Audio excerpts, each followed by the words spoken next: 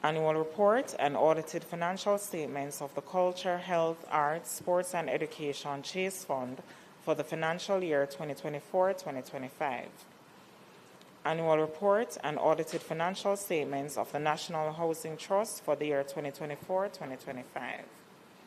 Annual report and audited financial statements of the Jamaica Special Economic Zone Authority for the year 2019-2020.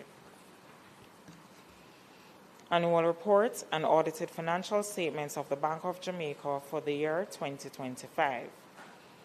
Annual report of the Overseas Examination Commission for the year 2016-2017. Auditor General's Department Assessment of Jamaica's Climate Response dated February 2026.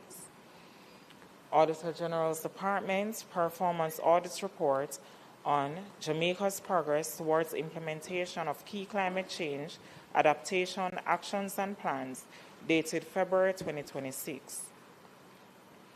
Independent Fiscal Commission's Economic and Fiscal Assessment Report dated February 27, 2026.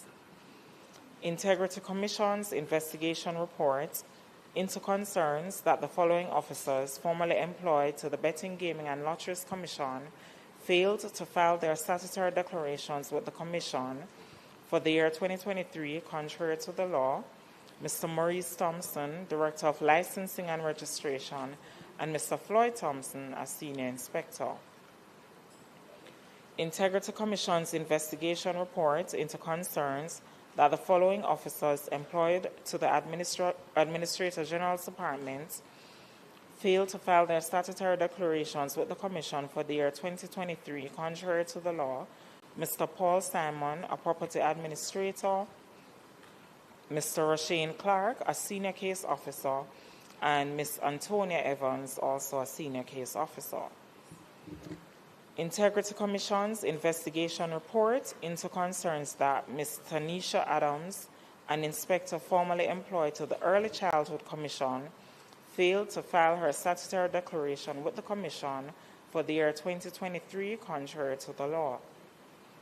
Integrity Commission's Investigation Report into concerns that Ms. Delphorine Gordon, an investigator formerly employed to the Betting, Gaming and Lotteries Commission, failed to file her statutory declaration with the Commission for the year 2023 contrary to the law and its indicative ruling. The Shipping Prevention of Garbage Pollution Regulations 2026 and its resolution under the Shipping Act. The Civil Service Establishment General Order 2026 and its resolution, Parts 1 and 2, under the Civil Service Establishment Act. The Auditor General's Department Appropriation Accounts under Head 17000 for the Ministry of Tourism for the year ending 2023-2024. Report of the Standing Finance Committee of the whole House of Representatives, consisting of all members of the House, on 1. The estimates of expenditure 2026-2027 for the financial year ending March 31, 2027. The Jamaica Public Bodies estimates of revenue and expenditure for the year ending March 2027. 3. The tax expenditure statement 2026. 4. The Jamaica Mortgage Bank estimates of revenue and expenditure for the year ending March 2027. 5. The Government of Jamaica Medium-Term Debt Management Strategy for the financial year 2026-2027 to the financial year 2029-2030. 6. The Public Sector Consolidated Estimates of Expenditure 2026-2027. 7. The Revenue Estimates 2026-2027. And 8. The Government of Jamaica Fiscal Policy Paper for the financial year 2026-2027. Annual Report of the Government of Jamaica's Audit Committees for the financial year 2024-2025 and its related Ministry Paper numbered 19 of 2026, titled Government of Jamaica Audit Committee's Annual Report for the financial year ending March 31, 2025. The Beach Access and Management Policy for Jamaica dated March 2026 and its related ministry paper number 20 of 2026 titled Beach Access and Management Policy for Jamaica, Jamaica Survey of Living Conditions 2023,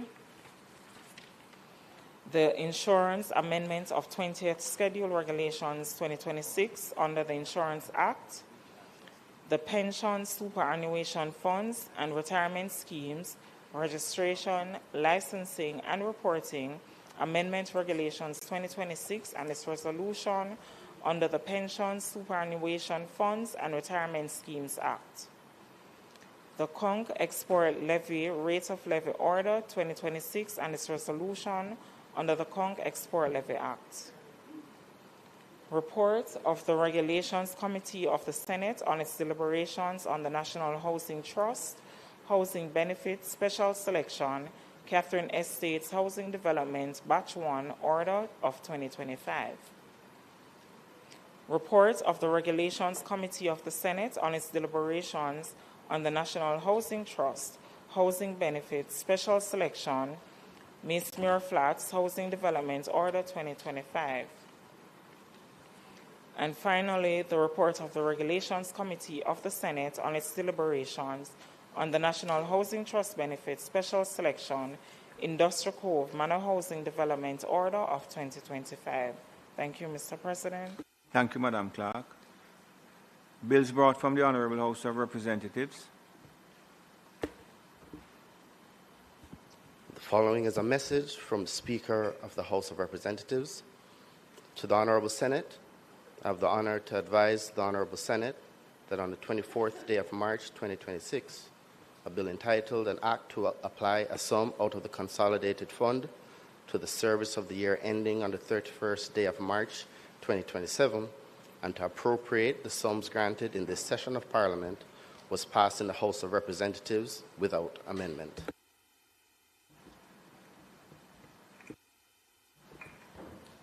Minister, I'm recognizing you from a seat other than your own. Thank you, Mr. President. I rise to signify my willingness to take charge of the bill just read. A bill shortly entitled the Appropriations Act 2026 read a first time.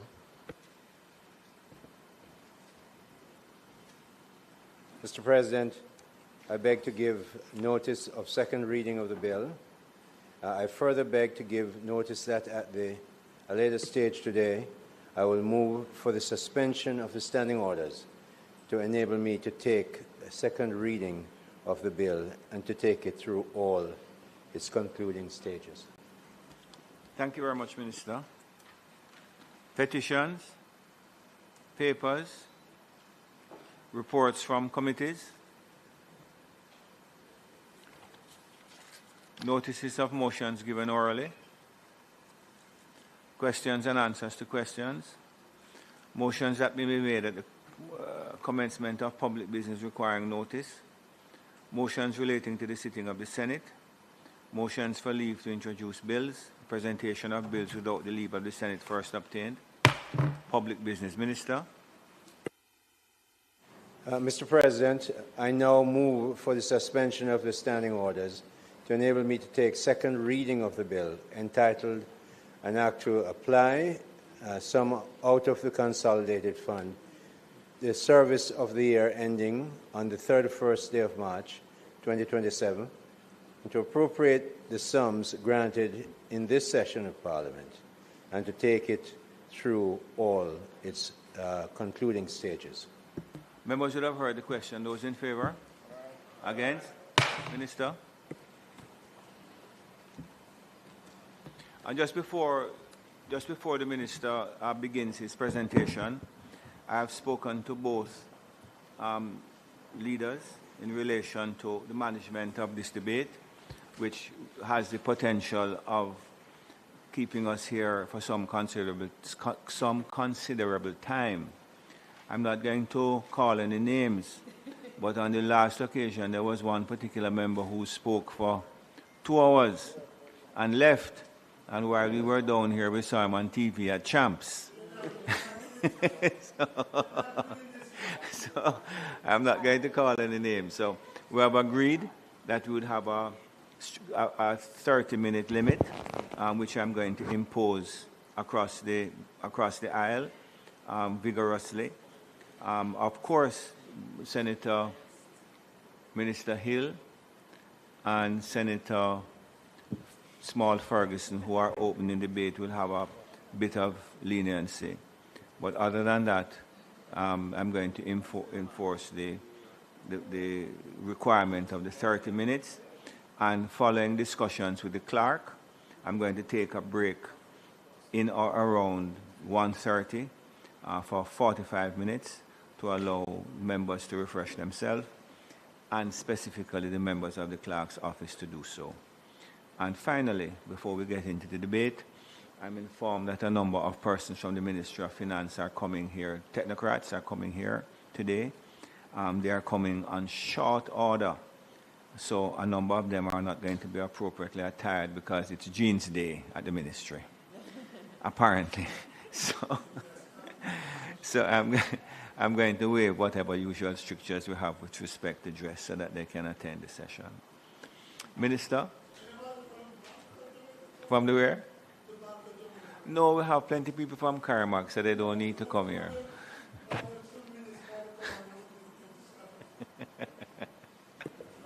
Mr. President.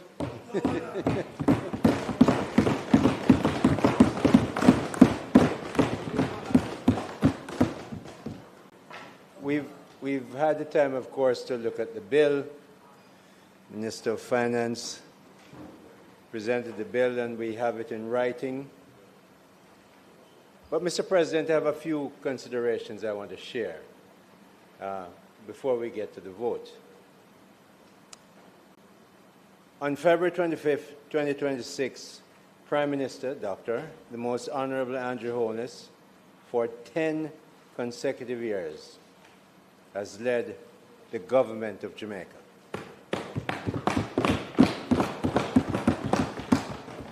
In these 10 years, Mr. President, he has recorded the quite remarkable feat of winning 3 consecutive general elections.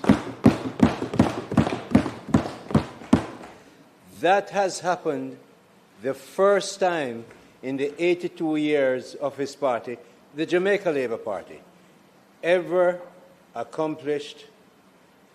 It's the first time the Jamaica Labour Party has ever accomplished that lofty and historical goal, Mr. President. And Mr. President, what an amazing 10 years that period has been for our beloved Jamaica. So, Mr. President, as we promised in early 2016, the moment Prime Minister Holness took the reins of government after the February 25, 2016 general elections, the PAYE tax reform, and I know you sitting in the chair, Mr. President, understands that very well, given your day-to-day job. The PAYE tax-exempt threshold was raised from $592,800 to $1.5 million. That is the famous 1.5, Mr. President. Be quiet for a minute. Promise kept, and we kept on keeping that commitment up to 1.7 before the budget, and in the budget, the Most Honorable Andrew Holness raised it to 1.7, and we're going higher and higher in his budget speech. It's a benefit that keeps on blessing, Mr. President, every worker, every day, Mr. President. Mr. President, in the 5 years between April 16 and 2021 and March 26, 2026, the Jamaican dollar has lost, listen carefully, my friends, the Jamaican dollar has lost in that 5-year period 4.6% of its value. That's an annual average depreciation of just 0.9 2%, less than 1% per average per year in the last 5 years. That, Mr. President, coming from a place when we took government, if a breeze blow across Barbados, the dollar start wrangling all over the place, not under Andrew Holness administration. Good government. Mr. President, we made the Bank of Jamaica independent in 2021 and gave it a single mandate to keep inflation at a 4 to 6% band, except for the period 2020 to 2021, thereabouts, when due to COVID-19 pandemic and the economic dislocations caused by supply chain disruptions, the country's inflation rate has been kept in that band, and most recently, Mr. President, the inflation rate broke below the 4% floor of the BOJ range and was at 3.9%. That is good government in the past 10 years that we've been looking at. Mr. President, when we made the BOJ independent of the Ministry of Finance and the Public Service dictates in 2021, many senior players in the business community reached out to me. I banked them, I know them. And I'm so sure many were so convinced, expressing fear, deep concern that the Jamaican dollar will slide in a free fall now that the BOJ's main focus would not be managing the dollar. I assured them that their fear would not materialize, and it did not, and as the figures given above that I just mentioned about devaluation prove, it did not happen. Mr. President, another wonderful piece of the national fabric that the Most Honorable Dr. Holness and his team built in the last 10 years is the rise and rise and rise again in the net international reserve over the period. Mr. President, just because I know what you do in your day job, you know what I did in my day job, I just couldn't get over looking at those numbers. In 2015, when we came to power, the net international reserve was $2,437 million. 2 billion, less than 2.5 billion. By 2016, 1 year, no, Mr. President, 1 year, we raised it to 2.7 billion. By 2017, 1 more year, we raised it to 3.2. We just go to 2021, right after the pandemic. You know what we raised it to? $4 billion, over $4 billion. In 2023, we raised it to 4.758 billion. In 2025, Mr. President, we lifted it to 6.29 billion, and in 2026, it's now at $6.8 billion. Over 36 weeks of buying goods for the country, when the normal requirement is 12 weeks. Mr. President, that is good economic management during the 10 years that Andrew Holness has run this government. This is a very great part of a solid foundation the Andrew Holness administration built to underpin and strengthen the Jamaican dollar. You hear the Minister of Finance spoke about it. Even people who are buying under the de minimis arrangements now find it comfortable because they know what the dollar is. You look at what has happened. In fact, in the last few months, Senator Small Sterling and Senator Anderson will tell you, Ferguson. But, yeah, man, I can't call him by his first name here, so that's how I'm used to calling him. But they know that the Jamaican dollar has been such a great thing for investment and for people who want to invest in the country. It's something I sell when I take my trade missions around. I sell that, I sell an independent central bank, I sell an independent judiciary, and I sell a democracy that can allow a prime minister to win 3 times, and no question, and when he won the first time, the evening that he won, the next morning he was in Jamaica House, and that's how we do our business in this country. That's a great selling point to people who want to invest in Jamaica. So, Mr. President, through pandemic, through storms, through supply chain disruptions, and ongoing wars, the Jamaican dollar has remained strong, bolstered by our powerful and growing net international reserves. Another clear signal of the disciplined and the positive long-term economic strategy that the Holness administration has crafted and executed with such effectiveness. No question at all that this government has performed, Mr. President. We have resisted the unthinking calls by PNP leaders across the line to use the NIR to spend profligately and even to go out and borrow recklessly. We watch your behavior, not what you say. Recklessly. We will continue to resist those calls, remembering where their profligacy led this country when they were in power. The Independent Bank of Jamaica, Mr. President, and a strong NIR position are really outstanding pillars and position of the Holness administration. Mr. President, earlier this week, Tuesday to be exact, our learned Minister of Finance gave a master class on the principles that underpin the establishment of the Independent Bank of Jamaica and how it works to correct the wayward and apparently really misunderstood leader of the opposition and his spokesman on finance. It was a joy, Mr. President, to listen to the former Minister of Education, now Minister of Finance, the Honorable Favour Williams herself, a graduate of Harvard University with an economics degree and a graduate of Wharton School with an MBA, and she has a CFA. And just in case you don't know what it is, Minister Small Ferguson can tell you how much work you have to do to get a CFA. Tell the truth, Senator. Just tell them for me, because it's a lot of work.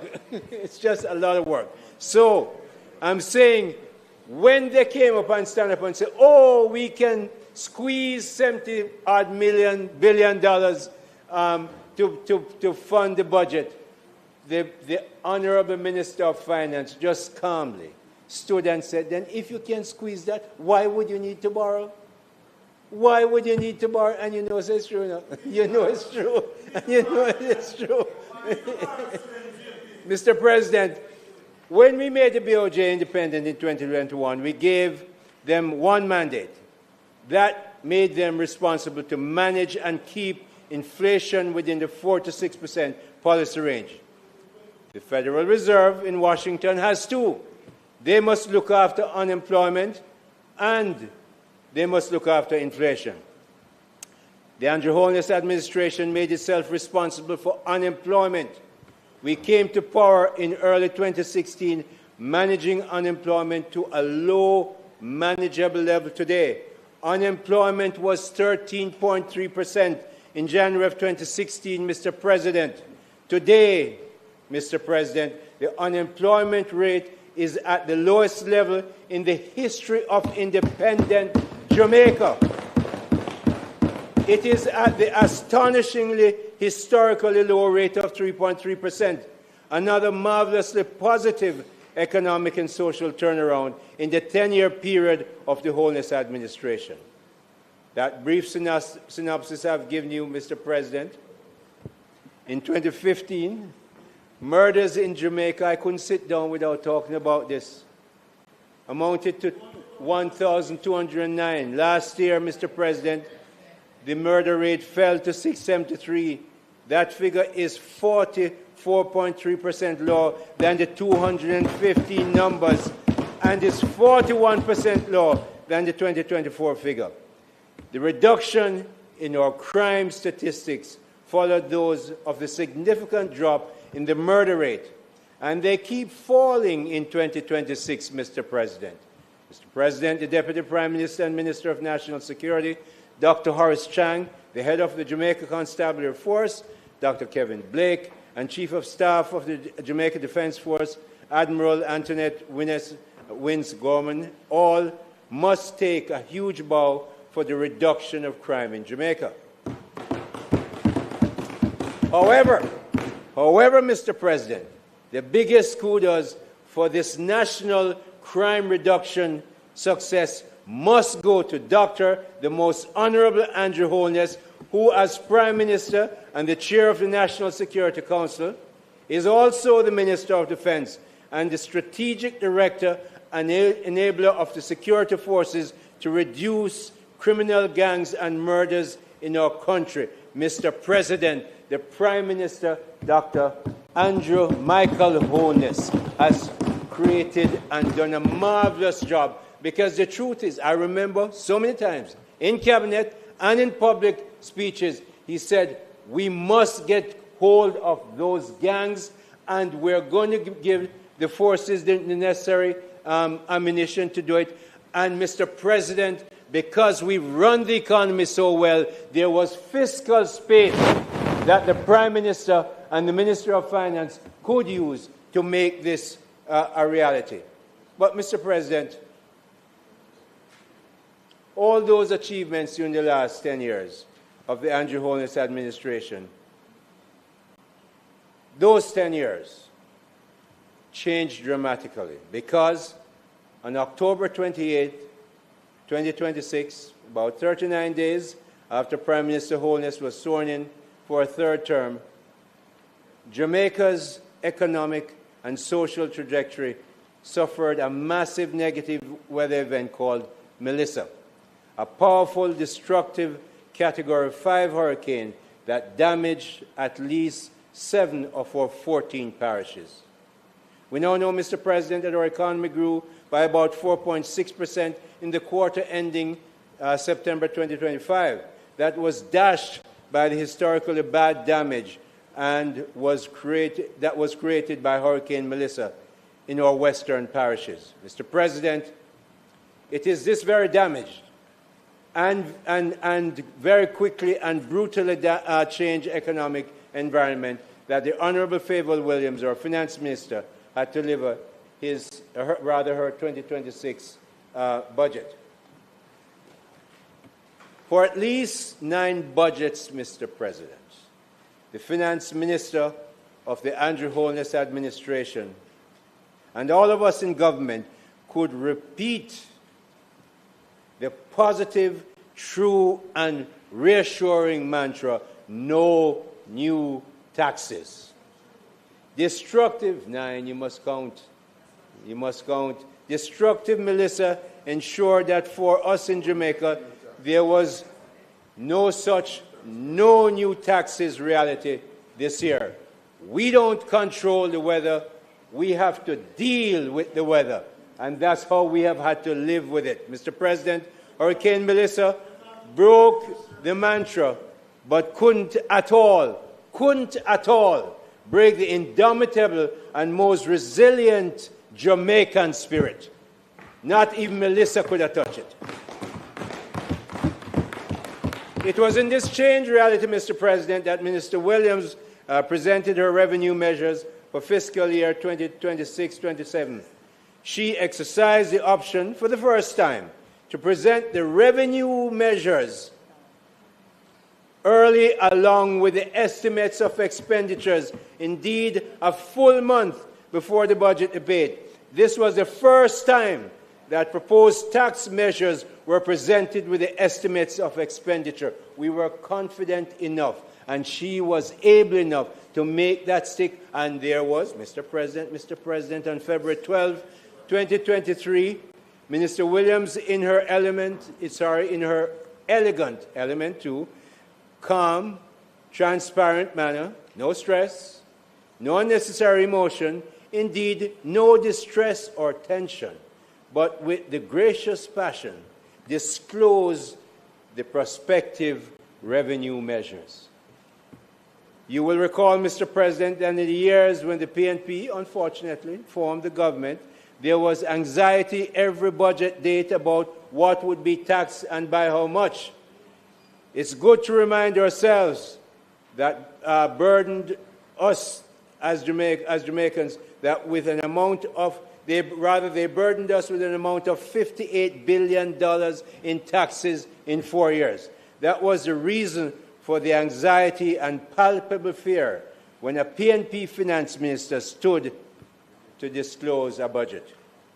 Mr. President, Minister Favour Williams is the personification of calm and professionalism, and she conveyed that calm and professionalism to Jamaicans on formal budget debate day and after debate. Mr. President, Hurricane Melissa dictated that the government has to craft a set of revenue measures after many years of no new taxes. They have been assessed and discussed, those taxes, and the Senate will bear more debate on the unavoidable tax measures as we go through today. Today, Mr. President, I will place some focus on the economic growth, productivity, and the government wage bill. Very quickly, the Prime Minister's establishment of the National Reconstruction and Resilience Authority, NARA, is to ensure that we spend our capital budgets efficiently, effectively, and speedily. Those expenditures will be done through engineering, procurement, and construction EPC contracts by big construction firms with appropriate capacities and capabilities will enable the funds to be deployed in the marketplace. Professionals and other workers will be employed. Money will circulate in the economy. Many of my colleagues will go in greater detail on NARA. I just want to say, Mr. President, that when this spending gets into the economy, the multiplier effect will make sure that there is a substantial fillip to the economic growth. Once again, Mr. President, I'm encouraging, Mr. President, some people don't listen when you speak, okay? He did single out Senator Smalls, Ferguson, and myself. And I'm watching the clock. I can read clock just like you. There is, Mr. President, a 2.4 billion of the 6.5 billion extended by our foreign partners, the international financial institutions, that must be spent with private sector firms. Mr. President, my encouragement is to these firms is that they must begin to prepare their capacity and capabilities so that they can get as much of this money, because we will be making international offers. The bids will come in internationally. I don't want to see that Jamaican contractors, Jamaica financial institutions, and so on, didn't prepare themselves to get the best as they can get out of 2.4 billion, because, as we said, it's international financial institution funds. We will go international, and we want to get this done well. So please, I'm encouraging, as I did before, that we must get our private sector people ready. I know Senator Small Ferguson, he will be dealing with the aspects from the financial end, but we must get people ready to take part in this exercise. Both the Minister of Industry, Investment and Commerce, speaking of growth, yesterday we had a very big event to launch what we call the set-aside arrangements for the MSMEs. Mr. President, we have the responsibility at the Ministry of Industry, Investment and Commerce to deal with MSMEs. We have come up, the government in 2019, I think, the regulations were passed, come up with a 20% and a 35% set aside for local MSME contractors. We have been spending quite a lot of time in consultation with the Ministry of Finance. Minister Williams has been very, very committed to this. With the Public Procurement Commission, we had a meeting yesterday of hundreds of MSMEs at the Exim Bank, making it clear how we at the Ministry of Industry, Investment and Commerce, for instance, will be hand-holding a great deal of these MSMEs in the road shows, in the kind of road shows we've had for export, whereas the Ministry of Finance and Public Service and the Public Procurement Commission will be making sure that the proposals we send to them and the ones that we put together will become something that will allow them to use this facility much more easily, because while we have let out in the last 3 years about 1.15 billion Jamaican dollars through the MSMEs. There's a lot more space for this to go out. Let me give you an example. Our capital budget for both goods and services is about $187.5 or $6 billion. 40% of that, 20% of that, which is what you're looking at, would be about 37 or so billion Jamaican dollars. So when they're taking only 1.15 billion, you see how much more is there. Now, if we could get them to take 10% of the 20%, you see how much better it would be, or 20%. So we need to get them going up. We're going to spend the time and the money and the learning through the Jamaica Business Development Corporation and other of our agencies to make sure they get the benefit to help us grow the economy. So the set-aside order of 20% and the domestic margin preference order, which is 35%, we're going to make sure those are operationalized. And both Minister Williams and myself are very committed to make it work because growth is such an important issue. Mr. President, productivity and salaries. Here, the Prime Minister raised the productivity. He has been talking about it. I myself, in my public discussions, have talked about productivity. And the Prime Minister linked productivity with salaries and economic growth. So it was very clear in his mind that you can't keep getting salary increase if you work in a private organization and productivity is not growing because you're not going to make as much profit to pay it.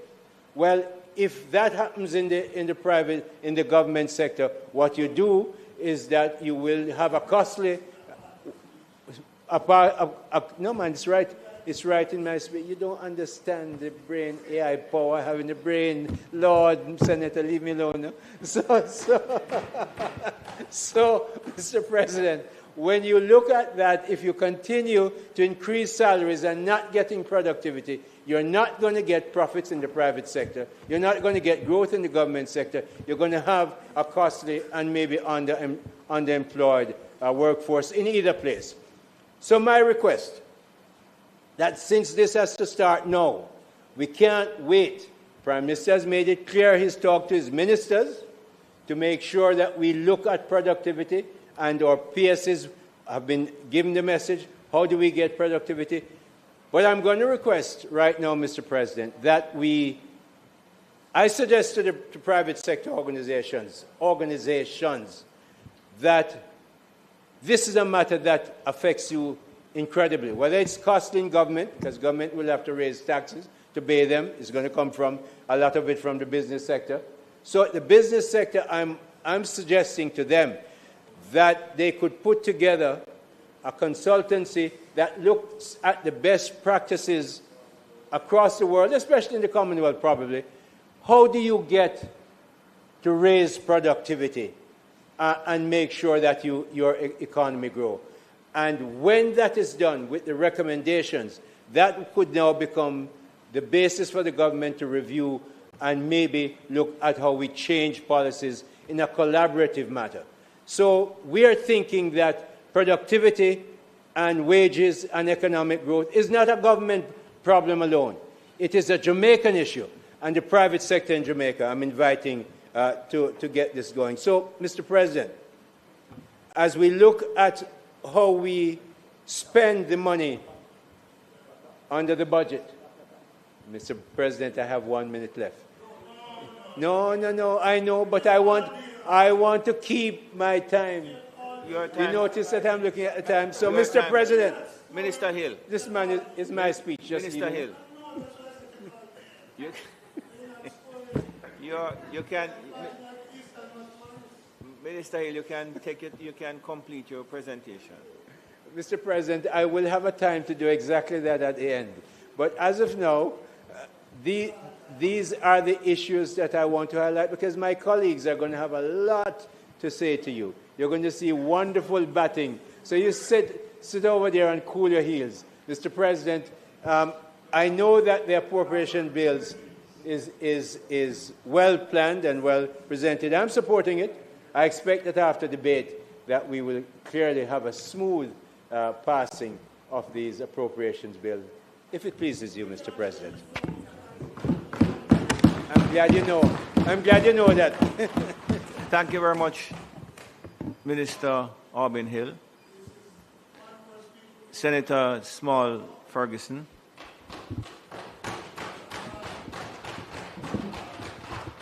Why you can't talk, man?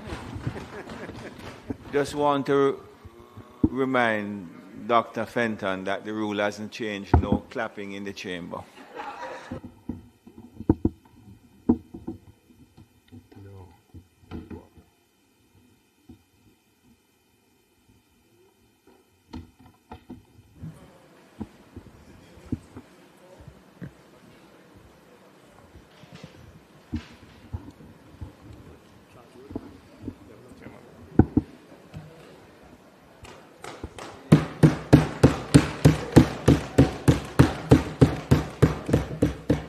Mr. President, I'm honored today to rise to make my contribution to the debate on Jamaica's finances. My bad.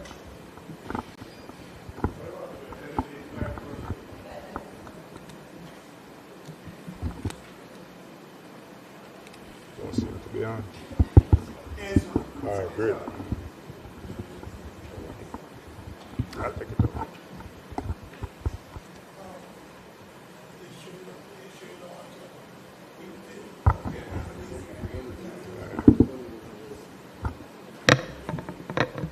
Let me start again. Mr. President, I'm honored today to make my contribution to the debate on Jamaica's finances for the 2026-2027 financial year at a time of real consequence for our country and our people. Mr. President, I'm not here to simply play politics or to placate anybody on my side. The discussion today is about the people of Jamaica. At the outset, Mr. President, I wish to express my continued sympathies to the many Jamaicans who continue to suffer in the aftermath of Hurricane Melissa. Those of who have lost their homes, their livelihoods, they still haven't gotten back on their feet. They're still waiting to feel real impact, real relief in their lives. And these are the people, Mr. President, that we have to keep front and center when we talk about the country, the economy, the numbers, the finances. Yet, having had an opportunity to seriously review the budget, they appear, Mr. President, in some respects to be at the periphery of the budget. I'm going to respect the time, despite the leniency allowed to me. I know my colleagues too have a lot to say, and I'm going to focus my contributions on a few areas. As we examine the budget, we must be clear that the fiscal challenges that we now face as a country did not, contrary to what the minister sought to reiterate just now, begin with the hurricane. So my contribution is going to be focused on three areas. I'm going to talk about the underlying fiscal condition of Jamaica prior to Melissa. I'm going to speak a bit about some of the policy choices that have been made in the budget. And I'm going to talk a bit about the implications of those choices for the Jamaican people. The first port of call is to speak a little bit about the context in which the budget is being set, and really to dispel the idea that Jamaica was in a state of perfection before the hurricane, which was just reiterated just now. We all know, Mr. President, that Melissa was a significant event, very significant. But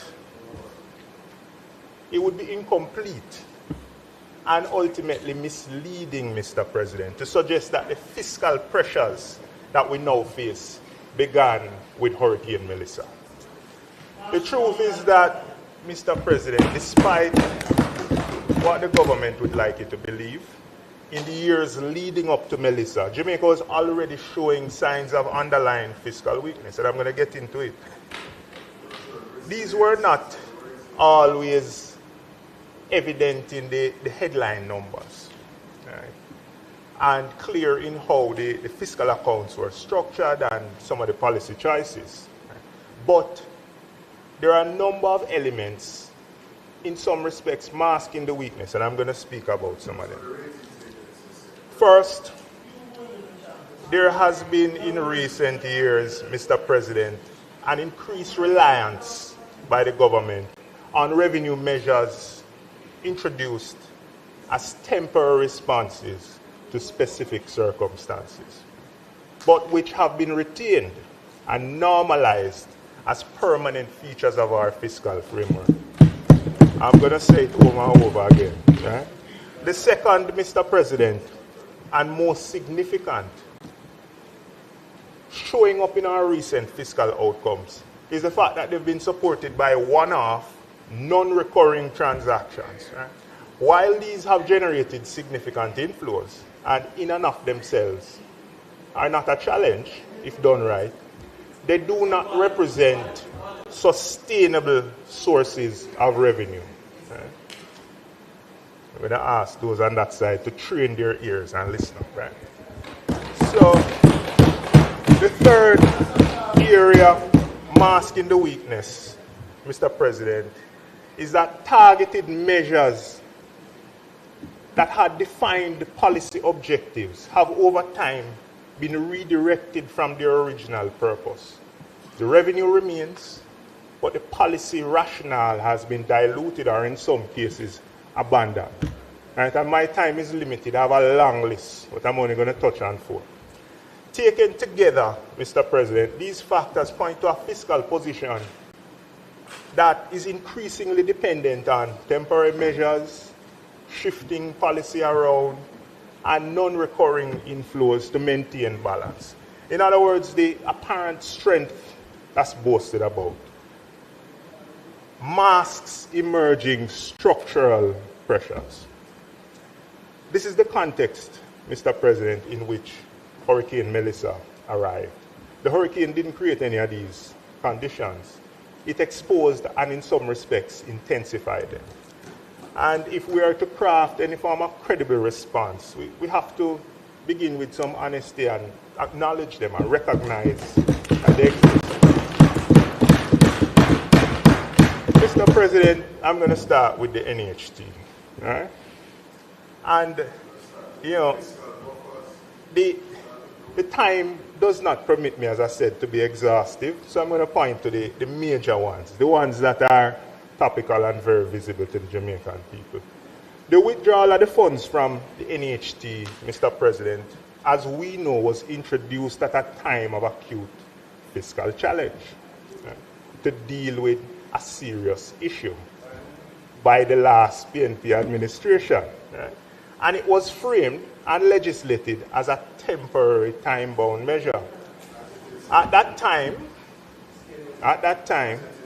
there was strong opposition by the now government on the basis that the NHT is a specialist institution and funded by contributions from Jamaican workers, and that the resources should be, quote-unquote, ring-fenced for housing.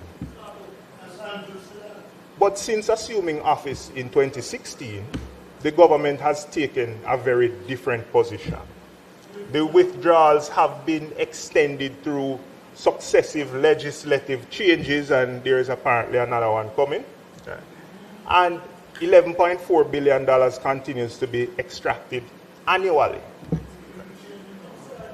The government's current position on the NHT has shifted away from it being a golden egg that should be protected towards it now being sufficiently capitalized. Right? And that the only constraint surrounding it is housing delivery, right, and supply, not funding. So, in other words, it's in a good state, so the 11.4 billion will do nothing to it. But if after more than a decade of continuous stewardship, right? You just highlighted it, 3 consecutive victories. Supply remains a constraint for the NHT, land and infrastructure and execution capacity, as the Prime Minister outlined in his speech. And that is the justification for why the fund is being underutilized. I think that's an admission, Mr. President, that there's something wrong with the underlying framework of the government's approach to delivering housing to the people. I mean, I don't know where you're going to pass the responsibility to after 10 years of being in government. The appropriate response to a supply constraint, Mr. President, is not to divert the resources conveniently, but to improve how the resources are deployed. There are clear avenues to enhance the utility of the NHT to its contributors. And I acknowledge that the government has taken a step in the right direction, improving the benefits to NHT contributors, but more can be done. We can expand the benefits even more. We can increase borrower limits. We can make rates even more concessionary. We can broaden the financing arrangements available for homeowners who are contributors. We can contemplate whether we need to reimagine or expand the mandate of the NHT to extend it to adjacent areas, such as infrastructure, so supporting quality housing. It's not a fund to be raided for convenience, Mr. President. Now, Mr. President, the principle here remains clear. The NHT was established for a defined purpose. Redirecting its resources, regardless of the level of surpluses, represents a departure from that purpose. That's clear. And it departs as well from the position that the government previously articulated. So, a housing fund, Mr. President, should not become a fiscal buffer for the government into perpetuity. That's not good policy. Yet, this is what is seemingly occurring. The temporary measure has been embedded as permanent support to hold up the fiscal accounts. And while the effects of this, Mr. President, may not be immediate, over time this approach could risk weakening the institution's ability to fulfill its mandate and imposing a deferred cost on future Jamaicans. I'll say it again, it's not a matter of fiscal convenience, and importantly, the reliance predates Hurricane Melissa. It was already embedded in the fiscal accounts and the framework. So it can be justified to reference the hurricane as being the reason why it's continuing. The second matter, Mr. President, traveling along the same lane, is the asset tax. And Mr. President, I addressed this matter in detail in a recent debate on the legislation underpinning the measure. So I don't intend to revisit it in full today. But the point remains, the central point remains. The asset tax, like the NHT withdrawals, was introduced as a temporary measure at a particular time in our history. And it has continued unchecked with no specific feedback as to when it will be rolled back. It's now a permanent feature of the tax system. It's been extended, normalized. There is no reference, there is no certainty with respect to when it will be unwound. And it's particularly significant because everybody has accepted that the tax is distortionary. It penalizes capital formation, which, as the minister said, is very important at this time. It discourages retaining financial assets here, which is counter to his own mandate as attracting investments to Jamaica. And it's oftentimes passed on to the customers and investors who ultimately suffer. It's for these reasons, Mr. President, that the measure was originally put forward as a temporary measure, not a permanent one. Instead, it now generates over $10 billion annually for the government and has seemingly become a part of the revenue base that's a permanent fixture. It reinforces the broader concern, Mr. President. And I'll say it again, when temporary measures become permanent and they're retained beyond their lifespan, they are no longer emergency tools. And there's a credibility price that is paid under those circumstances. So in other words, when the fiscal framework is relying on measures that were never designed to be permanent, is the fiscal framework really sustainable to begin with? And again, this one predates Melissa, so I don't want to hear that it's because of Melissa that it's in place. The next example that I'll go to, Mr. President, is one-offs, right? And the most prominent among them in the previous 2 financial years were the securitizations of the revenues emanating from the concession agreements from both the Norman Manley International Airport and the Montego Bay International Airport. Mr. President, these are non-recurring transactions. Right? And, you know, when you think about the measures, Mr. President, and the numbers associated with them, it's very difficult to believe that the fiscal framework was in fact on a sustainable path. In financial year 24-25, Mr. President, $75 billion was yielded from the securitization of the NMIA revenue. And in last financial year, well, this financial year, we haven't completed March, $61 billion was yielded from the securitization. Now, let me be clear.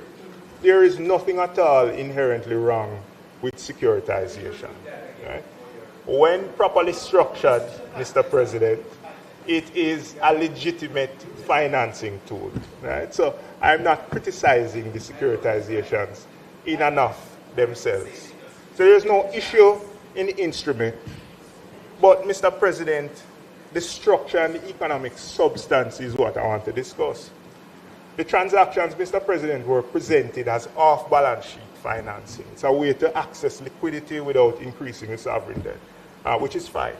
But when you think about the nature of the transaction and how it terminates back with Jamaica, we need to examine it. The revenues previously supported the operations of the AAJ. The concession revenues went to them.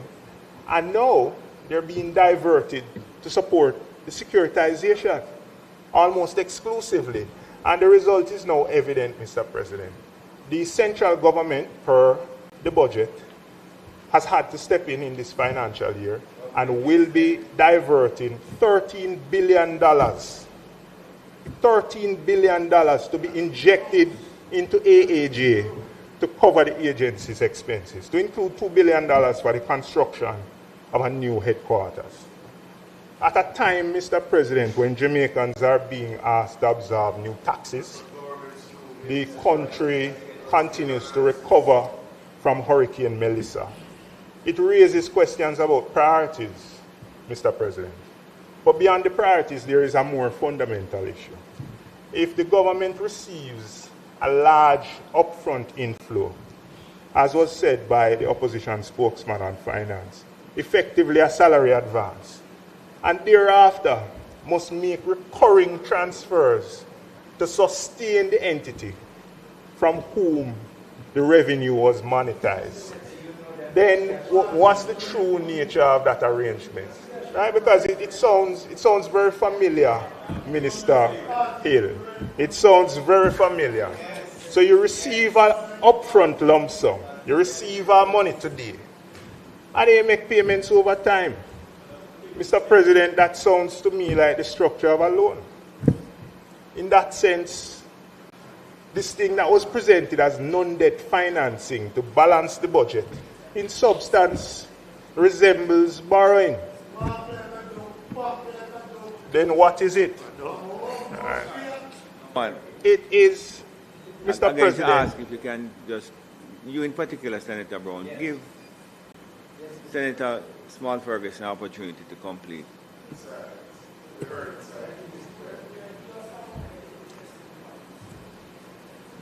Mr. President, I'll continue. Just to reiterate my point, the matter was presented, Mr. President, as non-debt financing to balance the budget. Yet, it resembles borrowing, that ultimately returns to the balance sheet of the government and by extension the Jamaican people. And importantly, this reliance on one-off transactions was evident before Hurricane Melissa. It's not because of Hurricane Melissa. These inflows of 75 billion in one year, 61 billion in another year, supported the appearance of a fiscal balance. But they're not durable or recurring. It reinforces the central point. The fiscal position was clearly in trouble before the hurricane. The final point I'll touch on, Mr. President, in relation to this area of my presentation, is the special consumption tax on fuel and the hedging policy, which I know those on that side don't know much about because there hasn't been any hedging in the last 10 years. The pattern has continued, Mr. President, with this special consumption tax. It was introduced in 2015 to support an insurance program that was supposed to help to protect Jamaica from the vagaries of volatility in global oil prices. I recall. I'm going to get to that, Minister Hill. I'm going to get to that. I'll say it on the mic so the public won't need to struggle to hear. It was tied at that time, Mr. President, to a clear objective. That $7 per litre that the Jamaican people pay at the pump was tied to a clear objective. And it was implemented following wholesome consultation, the same consultation that the minister just suggested with the private sector. And the objective was to reduce our exposure to oil. At that time, it was rational, it was necessary. Oil continues to be one of our major expenses, both directly and indirectly. And our reliance on it represents the most significant, in my view, source of shock for our people. The intent was straightforward, to create a form of financial protection, an insurance mechanism to mitigate the impact of adverse oil price movements on the fiscal accounts and the Jamaican people. The rationale, Mr. President, was widely understood and supported. As the PSOJ said at the time, in 2016, the cost of $20 million, which was the cost at the time to mitigate a potential $200 million risk, like insurance, makes good business sense. So you can support insurance when it comes to disaster preparedness, but you don't support insurance when it comes to our single largest exposure. So let's not pretend like we don't understand the concept of insurance. You pay the insurance for the disaster preparedness, there is no storm, you don't complain. So if you pay the premium and oil prices move in your favor, why are you going to complain? The policy was sound, Mr. President. The only failure of the policy was that it was abandoned. And in more recent years, this government, Mr. President, has justified retaining the tax on the basis of fiscal flexibility, right? And the ability to provide targeted relief.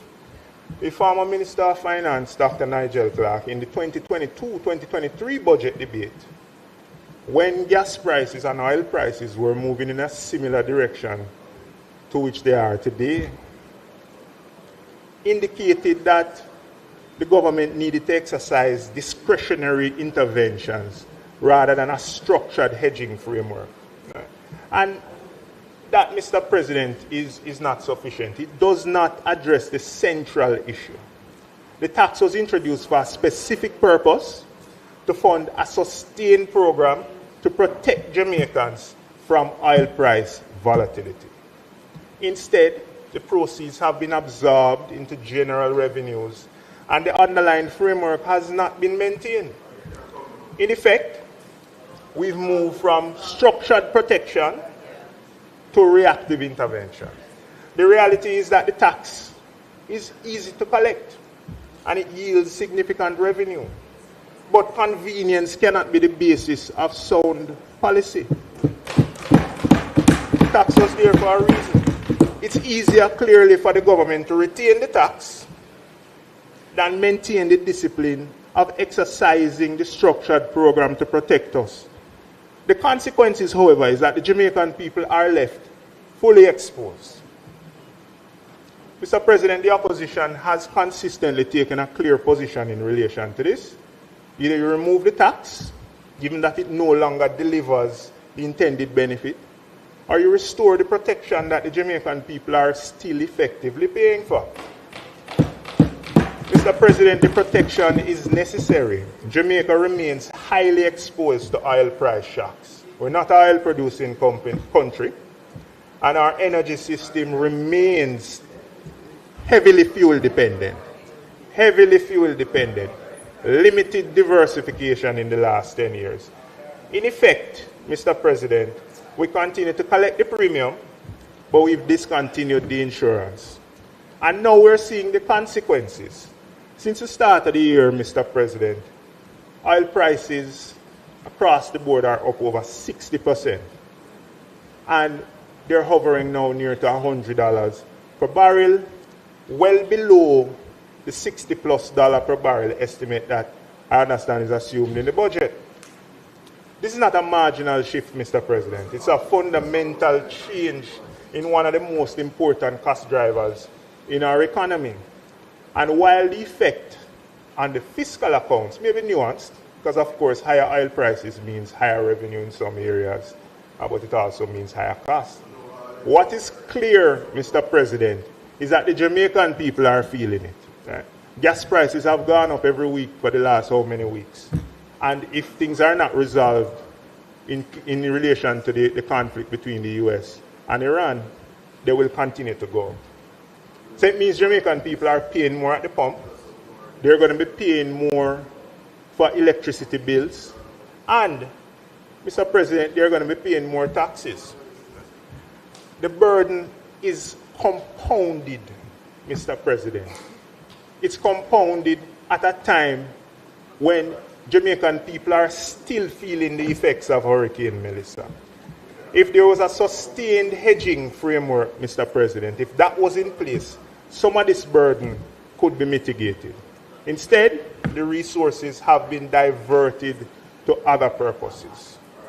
And once again, Mr. President, this predates Hurricane Melissa. Mr. President, if we step back from the individual examples and consider them in aggregate, a clear picture emerges. If we look at the last 2 financial years, Mr. President, the fiscal position was supported by one-off transactions, temporary measures made permanent, and revenue redirections. And if we look at the aggregate of just the 4 measures that I mentioned, we're looking at between $80 and $100 billion of impact on the fiscal numbers. So I say, Mr. President, even without Hurricane Melissa, I asked the question how we were going to replace the $70 billion yielded from the securitization in 24-25 and the $61 billion yielded in 25-26. The answer must be beyond just economic growth. That's nebulous. How do you replace those big numbers in the budget? Because these inflows, Mr. President, are not repeatable. The Minister of Finance on Tuesday spoke about the impact of non-recurring revenue. And I say, how would we plug this non-recurring revenue? Mr. President, I want to turn to another matter in relation to the budget, which is the proposed reforms to the financial sector framework. Mr. President, let me say from the outset that we welcome these reforms. For several years, stakeholders across the financial services sector, securities dealers, pension funds, insurance companies, other institutional investors have advocated for modernization of the regulatory framework to better facilitate capital formation and investment. Mr. President, I myself have been at the forefront of that advocacy, having led the Jamaica Securities Dealers Association for the last 3 years. Mr. President, many of the measures now being contemplated are consistent with the positions advanced by the sector during that time. So it's not a new conversation. In my contribution to the debate regarding the suspension of the fiscal rules in December, I noted that Jamaica already has a significant pool of capital at home, yet their ability to support large-scale development remains constrained, limiting how capital can be deployed and trapping resources that could otherwise be mobilized for productive use.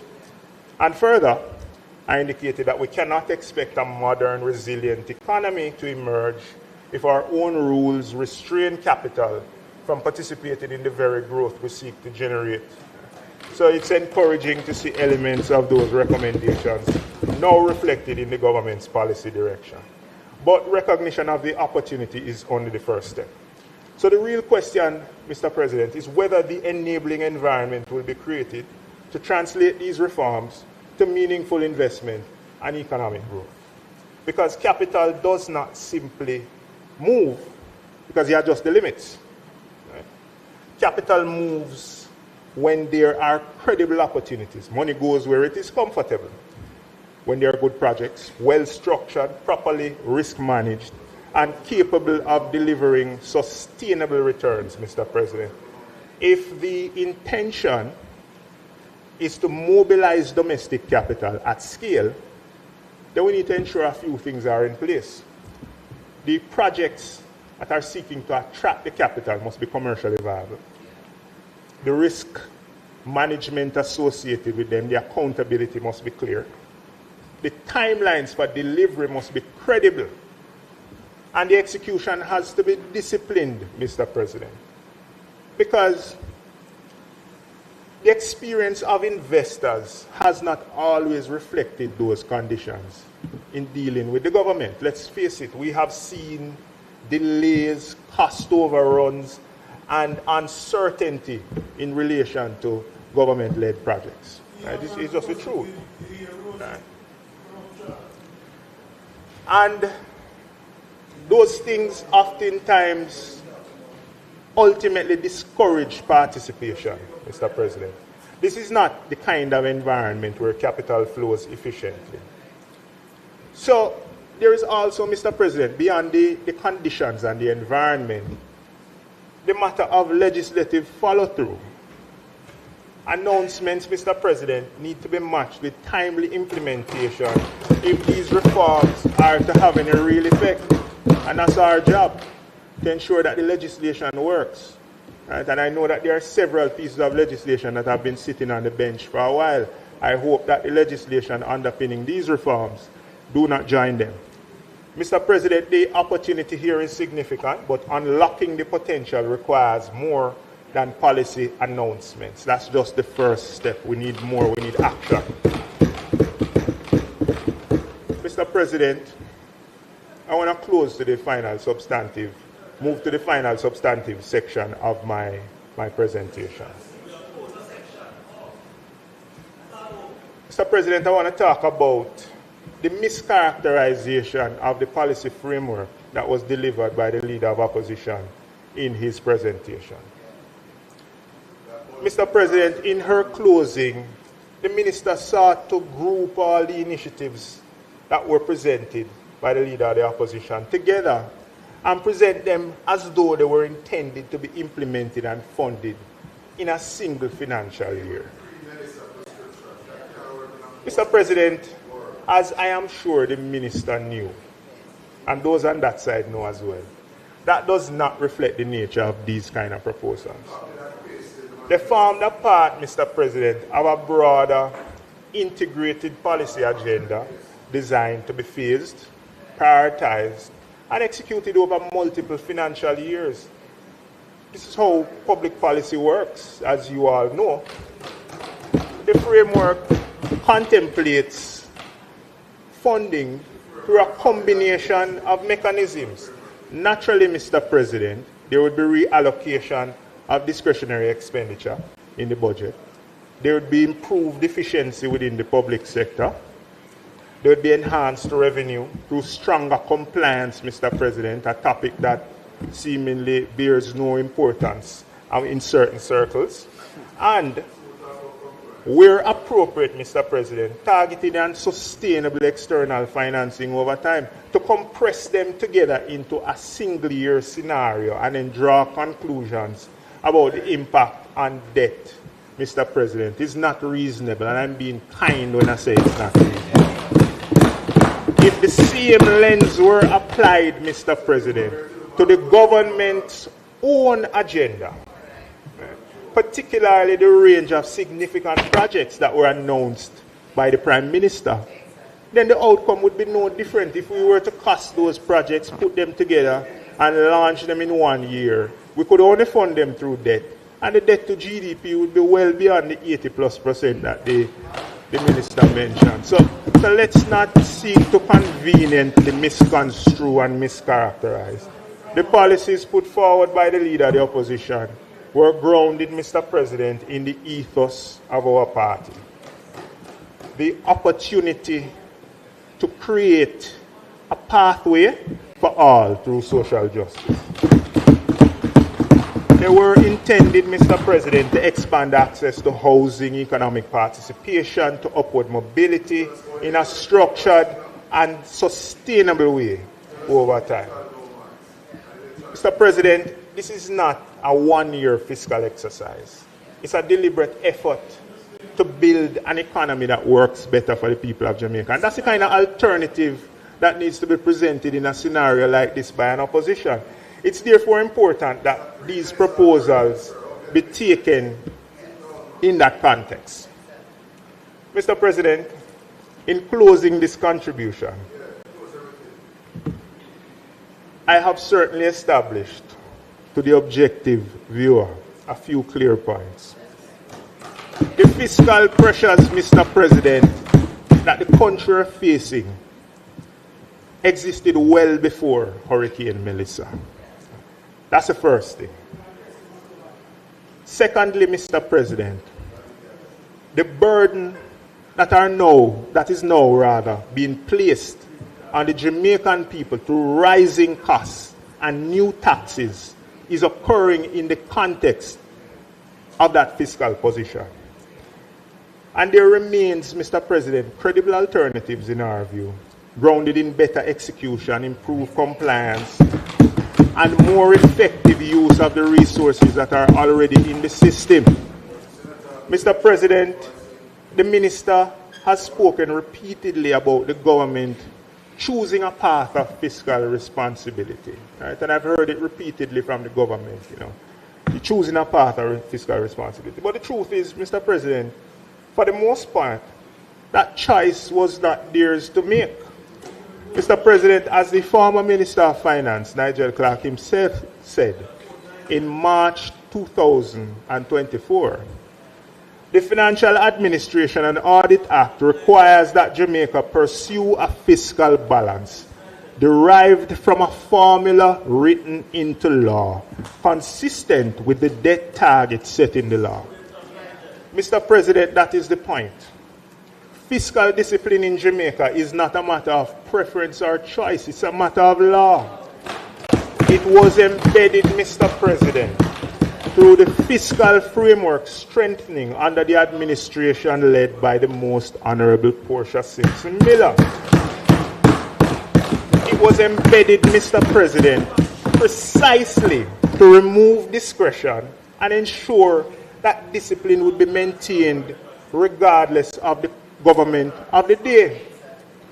Mr. President, this is what underpins the current economic circumstances that the Minister boasted about in his presentation.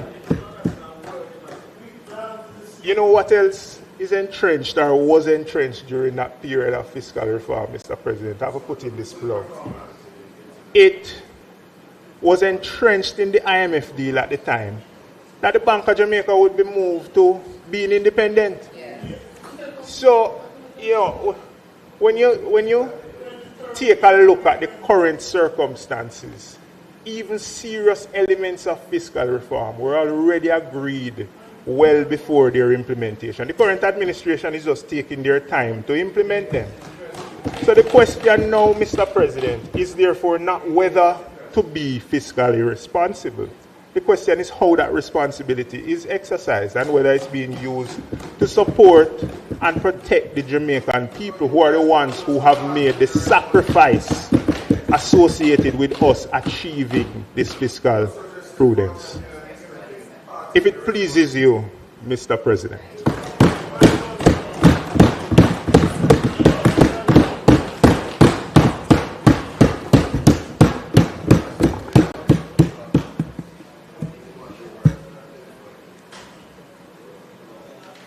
Thank you very much, Senator Small Ferguson.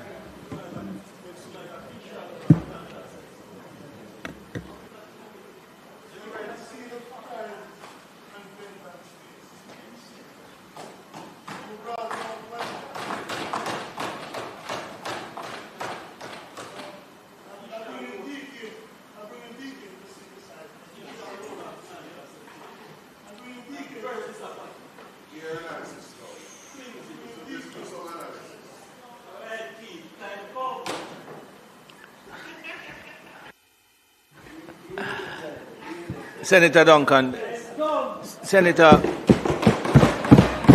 come on, engage your other microphone. You hear me? No, Senator Gill, engage that mic for me. Senator Duncan. Yes. Mr. President.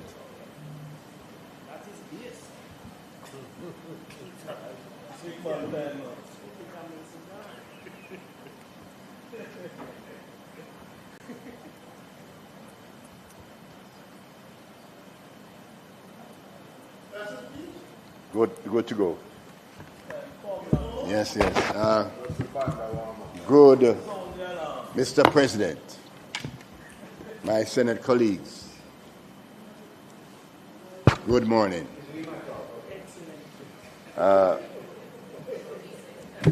So, Senator Small Ferguson, you have made a few points, and I'd like to address them in relationship to in your presentation. Let me start with the last one, the point you made about hedging. And the former Minister of Finance, Dr. Nigel Clark, spoke to hedging. He said hedging is expensive, unpredictable, and can lead to losses if poorly timed. And we saw that poor timing in 2015. Now let me explain the approach of the Andrew Holness-led administration to gyrations and movement in commodity prices. We moved to protect the most vulnerable in our country.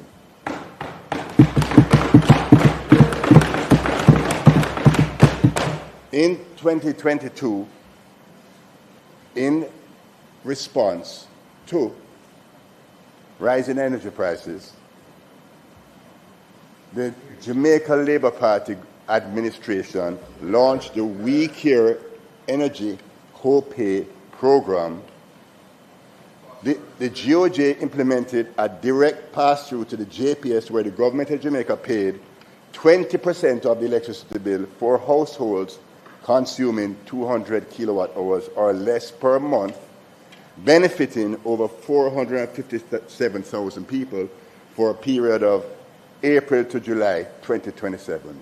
We protect the most vulnerable.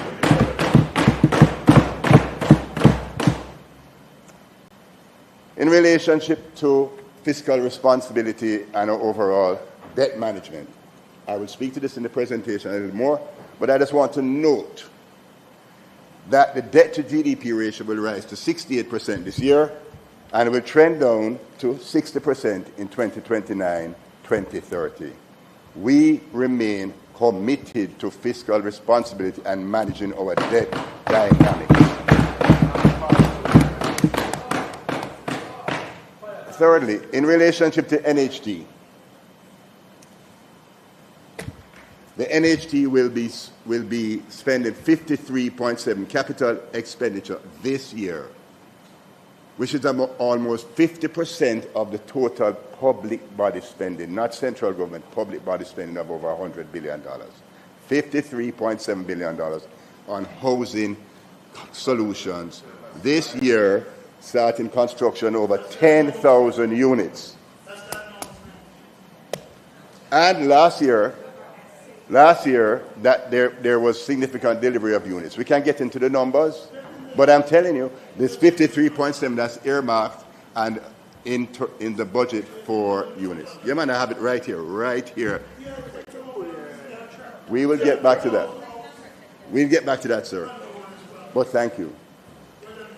Now, we talk about asset tax. And there was a big hullabaloo last time we spoke about this. We came here to debate the movement in the filing declaration date for corporate income tax. I came here prepared to deal with that, and you accused me of deflecting. When it was you guys, you on that side that deflected and were speaking about the asset tax as a policy. No. There is alignment across the financial sector, economists, on either side of the aisle of it being a distortionary tax. And the Honorable Nigel Clark and everyone has spoken to that. But we must make tough fiscal choices. And this government of Jamaica, the Andrew Holness-led administration, will make tough fiscal choices. But I note that in the Minister of Finance, in the spokesperson and Minister of Finance, and opposition leader made no recommendation about removing the asset tax in their presentation. So,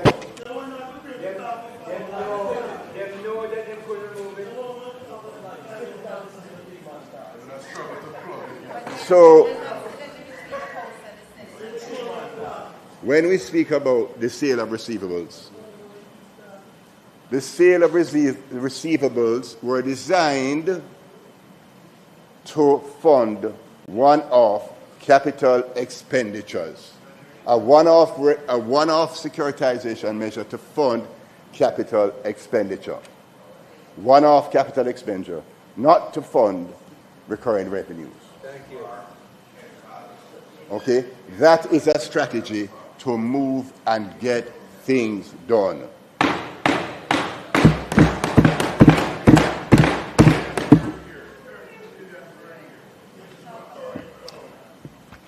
So I will now move into my substantive presentation.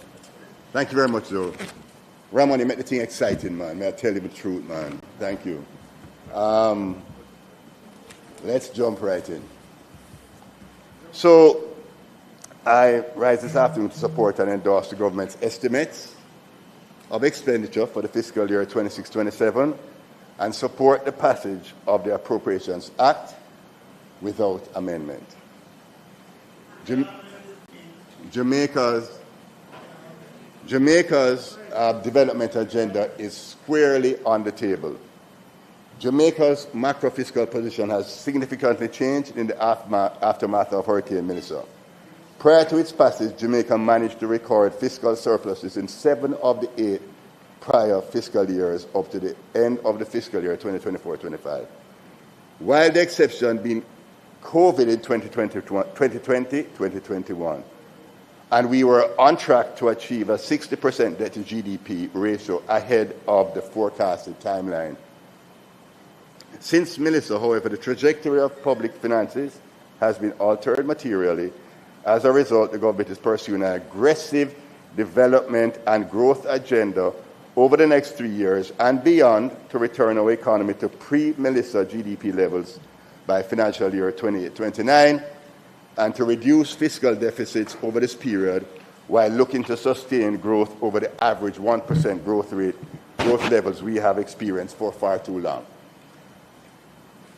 For the months running up, there's a lot of uncertainty running up to the budget. The country had heard about various announcements around NARA, about reconstruction, but there was no consolidated picture of how the government intended to rebuild.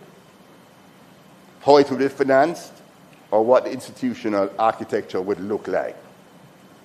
So I heard our finance minister courageously deliver the revenue measures for the first time in a budget opening presentation. And I waited with bated breath for a Prime Minister presentation, and he delivered what Jamaica required: an ambitious, coherent, multidimensional plan that brings together infrastructure, institutions, and financing in a single integrated framework. Dealing with NARA, infrastructure, roads, and regional investment strategies, ecosystems. Central to this vision are 4 guiding principles that will shape how Jamaica rebuilds. Principles that are simple to understand but profound in their implications. Build, number 1, build in the right places. Far too long, critical infrastructure, hospitals, schools, government offices, homes have been concentrated in low-lying coastal zones with full knowledge of the climate risk. That changes now. Where we build matters as much as what we build. Future development must be progressively relocated away from high-risk areas, and that's the intention. We have to build systems, number 2, that can withstand failure. The destruction wrought in places like Black River and Falmouth exposed a dangerous pattern. When everything is concentrated in one corridor, one surge can knock out everything at once. Going forward, our power grids, water systems, roads, and communication networks must be designed with backup capacity and distributed architecture, so that when one part fails, the rest keeps functioning. Resilience and single points of failure are incompatible. Now, let me deal with a significant area that is going to drive sustainable growth for Jamaica. Building regional sub-economies, not just projects. This is an imperative that will drive the sustainable growth. Roads, hospitals, schools, housing, energy, these cannot continue to be planned and delivered in isolation from each other. The vision is integrated regional development, where infrastructure investments are connected and sequenced to create self-containing economic clusters across the island. The goal is not simply to repair what was damaged, but to use reconstruction as a catalyst to build genuine regional sub-economies, each with its own productive identity, employment base, and capacity to generate growth. That's number 2. We're building, number 4, a broader economic base. Physical resilience alone is not enough. A truly resilient nation must also be economically adaptable, with a productive base that spans agro-industry, logistics, manufacturing, digital service, and emerging sectors. Food and energy security must be treated as strategic national priorities, not afterthoughts. We will experience shocks, but when they arrive, Jamaica must have the economic depth to absorb it and keep moving. These 4 principles, build in the right places, build systems that can withstand failure, build regional sub-economies, and build a broader economic base, are not abstract ideals. They are already being applied in the rebuilding of Black River and Falmouth, and they will guide every investment decision under NARA going forward.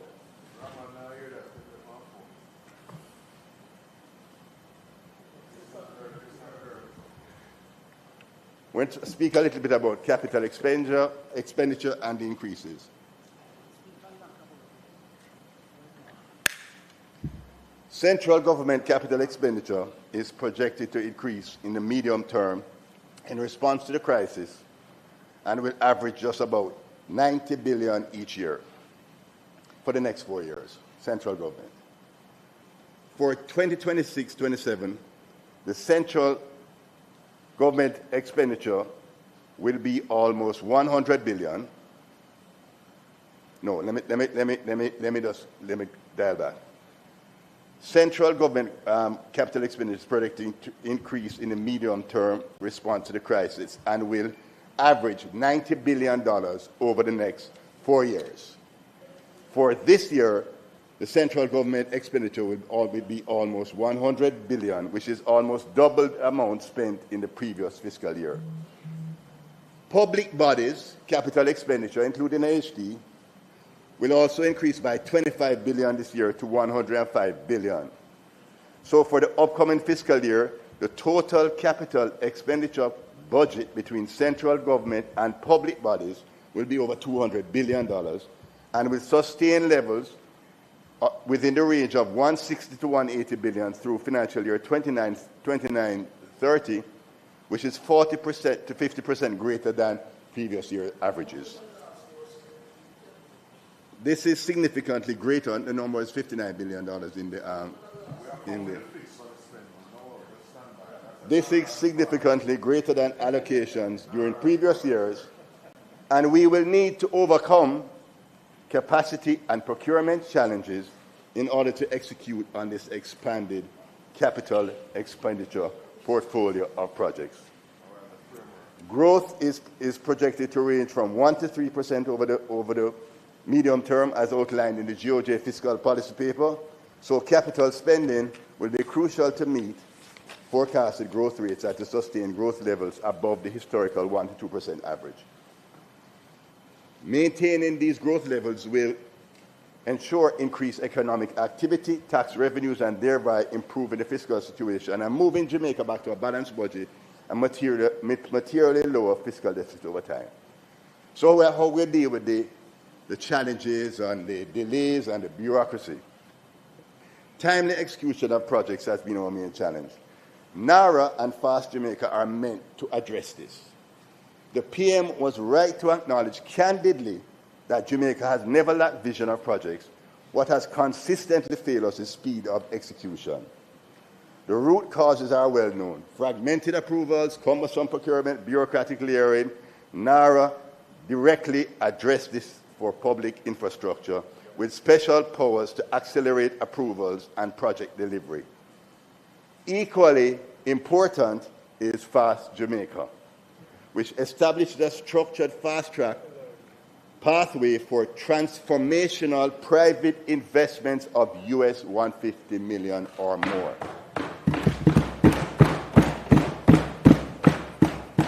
I would like to recommend that Fast Jamaica becomes a companion to NARA to recommend that incorporating both into the same legislative framework or at minimum ensuring statutory linkages between them would maximize the combined impact. The government cannot do this alone, and Fast Jamaica recognizes this reality, and therefore it is public-private sector working together to grow Jamaica. We also have speed. We must overcome bottlenecks at every stage of the construction project cycle to accelerate growth and get us back to normal within this 3-year period. So the streamlining processes for efficiency and economic development will also be critical to the reforms to the public procurement system to make it faster and more efficient, and also to enable the increase in approval thresholds while reducing the time between procurement decisions. So actively being worked on, and will become a reality. Our Minister of Education will deal with the human capital area, but I would say there are significant investments that are being made in the human capital area, because we cannot do this. People are the center of the policy and who will drive economic growth and development.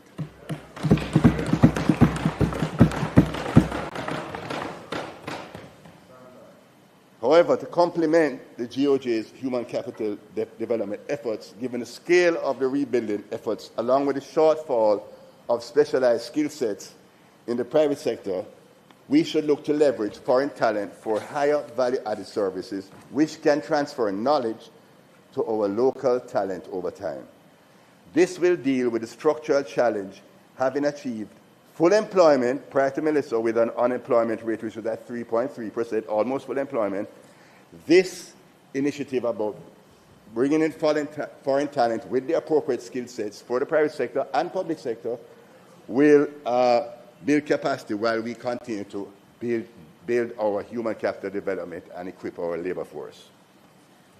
Speaking a little bit about energy, growth will also be massively helped by reducing Jamaica's energy costs, which average between US 35 cents and US 40 cents per kilowatt hour and are significantly higher than our peers across the Caribbean and Latin America, which currently averages 25 cents per kilowatt hour. There should be a sustained focus on bringing down the cost of energy to increase competitiveness and productivity. There will be strategic projects around energy, which will be a part of the portfolio of projects that will be executed. Also, with the negotiations with the Jamaica Public Service, we expect, or others that may come to the table, we expect that this will be an objective to bring down the cost of energy.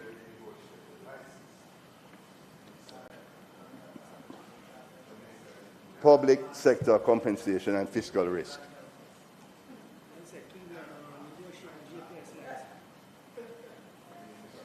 In the current wage negotiations, all stakeholders will need to take into account the fiscal challenges. Increasing productivity and efficiency of the public and private sector will become crucial to provide increased tax revenues and fiscal space. After tremendous sacrifice and restraint of the public sector, there was a cumulative increase of $300 billion from a compensation levels of $222 billion when the public sector held out until the public sector compensation review was completed.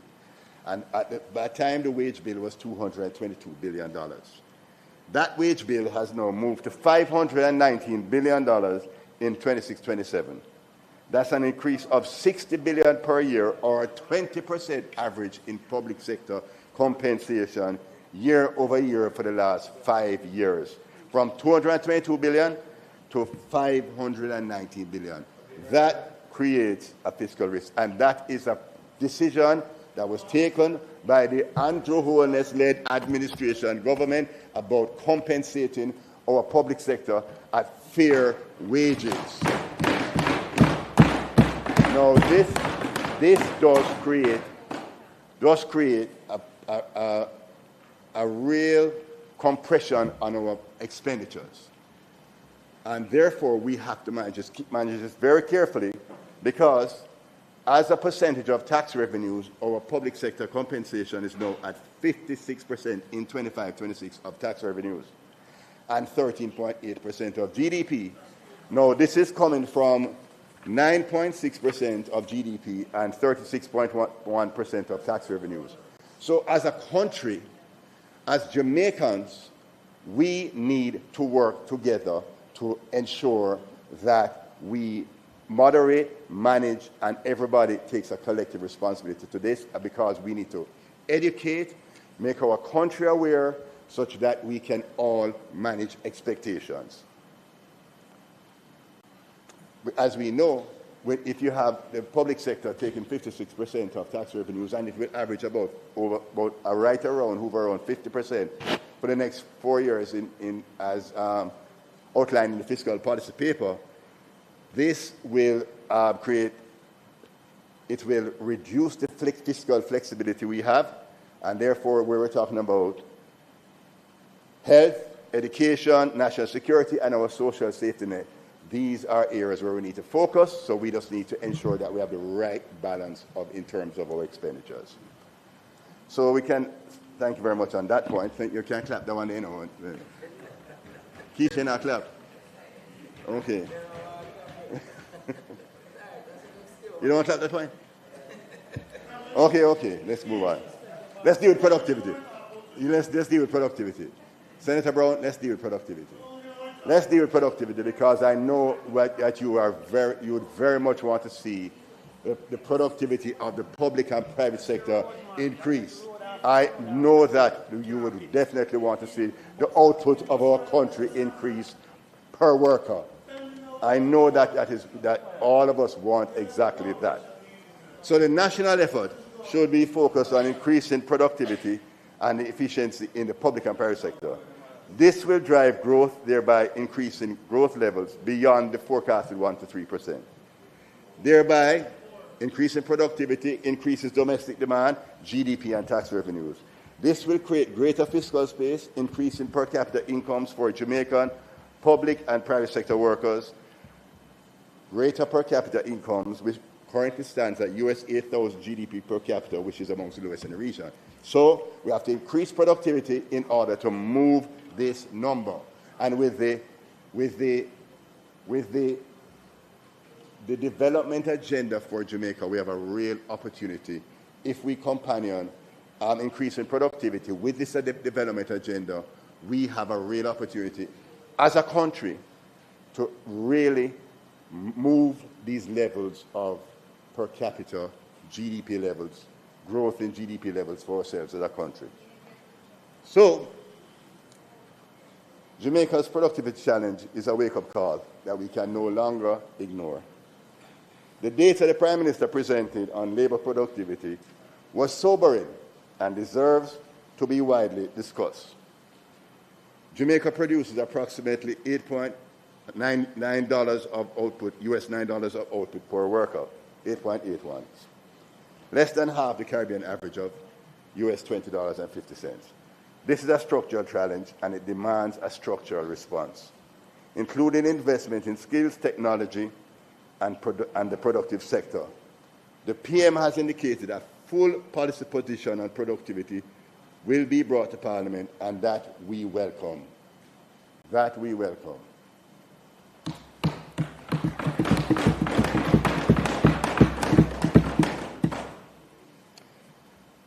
Back to the public sector compensation.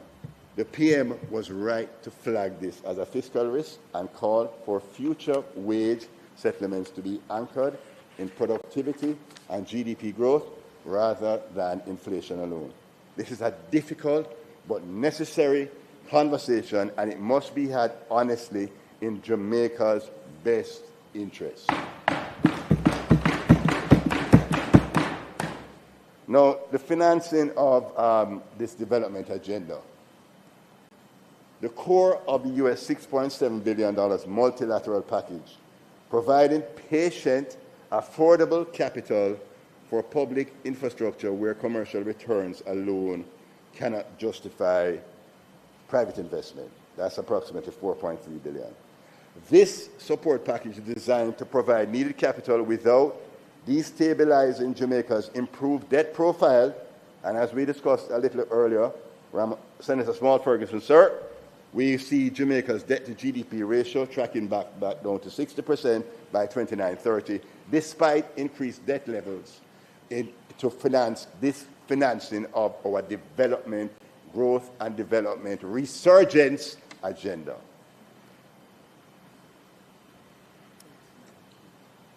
Private sector mobilization, US $2.4 billion of PPPs, public-private partnerships.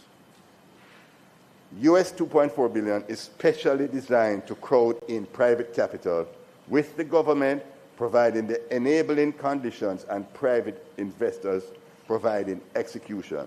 $2.4 billion of multilateral funding for PPPs.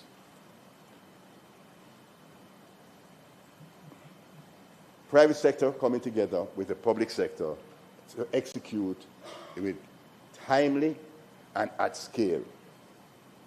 We have seen examples of this. Senator Tomlinson, IDB Invest and Sagicor, high-value opportunities. IDB Invest and Sagicor with the Rio Cobre water treatment project, which was just implemented about last year, right? That is an example of public-private partnership. We have the model. We have the know-how. Now we scale it.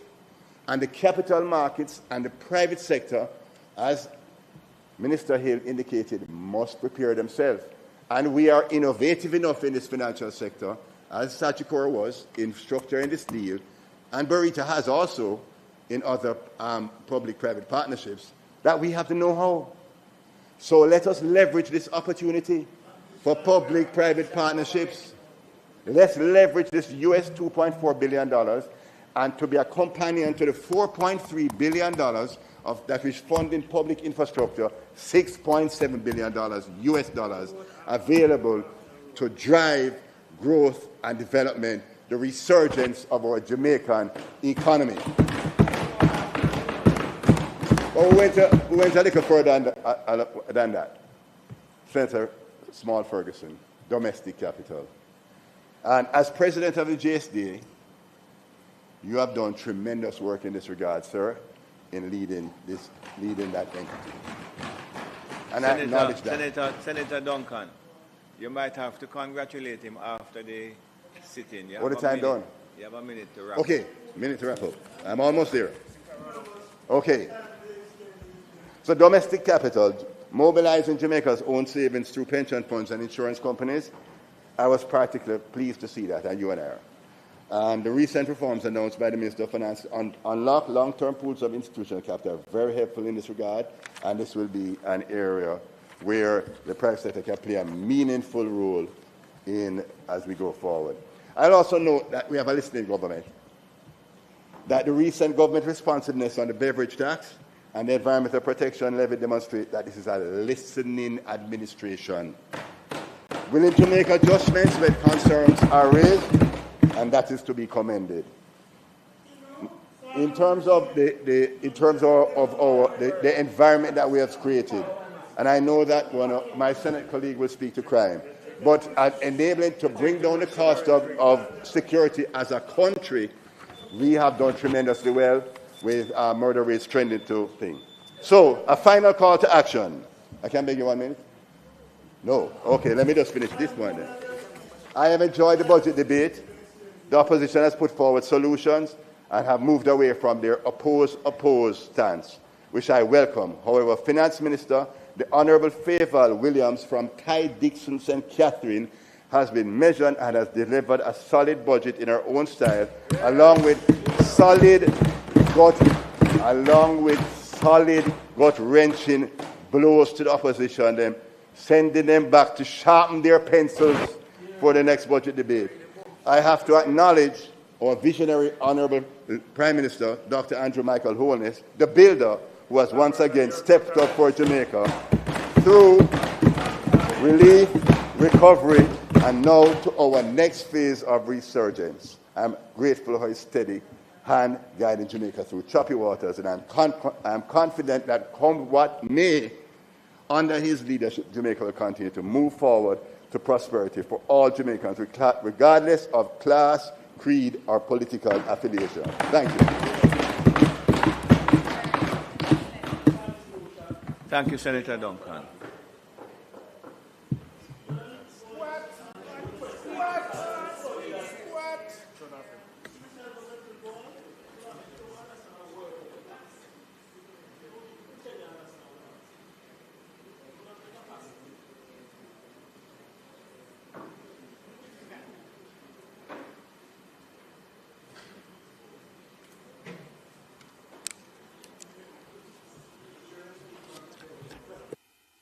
Senator Tomlinson, engage. Senator Tomlinson, engage with 2 mics. Thank you, my colleague.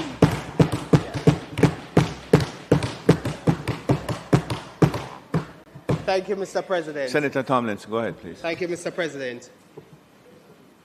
As I speak today, I do so fully conscious that I represent in part a generation of Jamaicans whose voice is not always reflected in decision-making in this chamber. Young people, and I'm so pleased that the students from Carmack are here with us, and I'm very sure that they can associate themselves with the statements that I will make today in terms of our generation having a voice in decision-making in this chamber.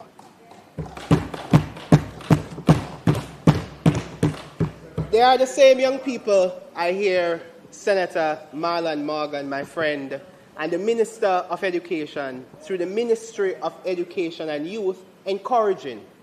I hear you. You have been telling them that their voices matter and that the future of the country is theirs to carry. Yet, when I engage them, Mr. President, I hear something different.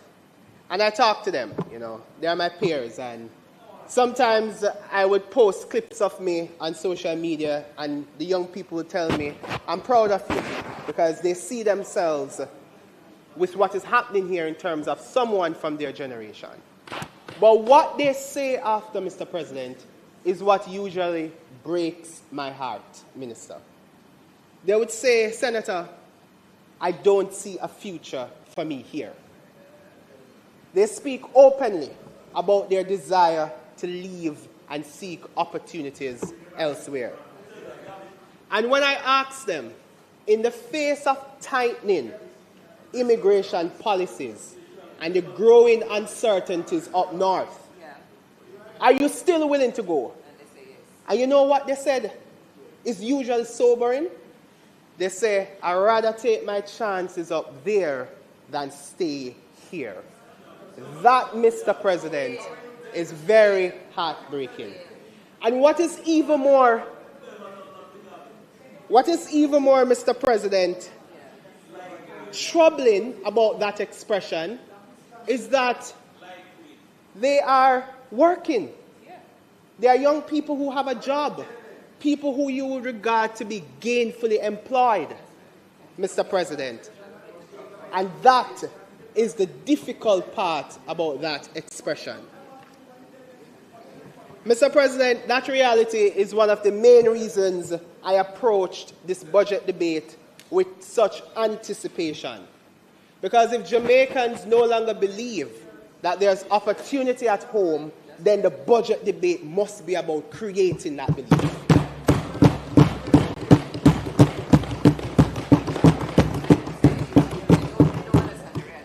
Mr. President, that reality is also one of the reasons I've taken seriously the responsibility given to me when the leader of the opposition invited me to serve in the Senate and appointed me as spokesperson, deputy spokesperson for productivity, efficiency, and competitiveness. It is from the standpoint of these core portfolio areas that I intend to make my contribution today. Because if we're serious about improving the lived experience of our people, fixing these structural issues cannot be optional. It is a necessary prerequisite for a better economy. I listened carefully to the government's presentation in the lower house, hoping to hear a clear and compelling vision for the future. A vision that would speak directly to those Jamaicans who are willing to be on the run in another man's country than to stay in the land of their birth. Having listened closely to the Minister of Finance in her presentations, I came to the conclusion, Mr. President. Her presentations fell short.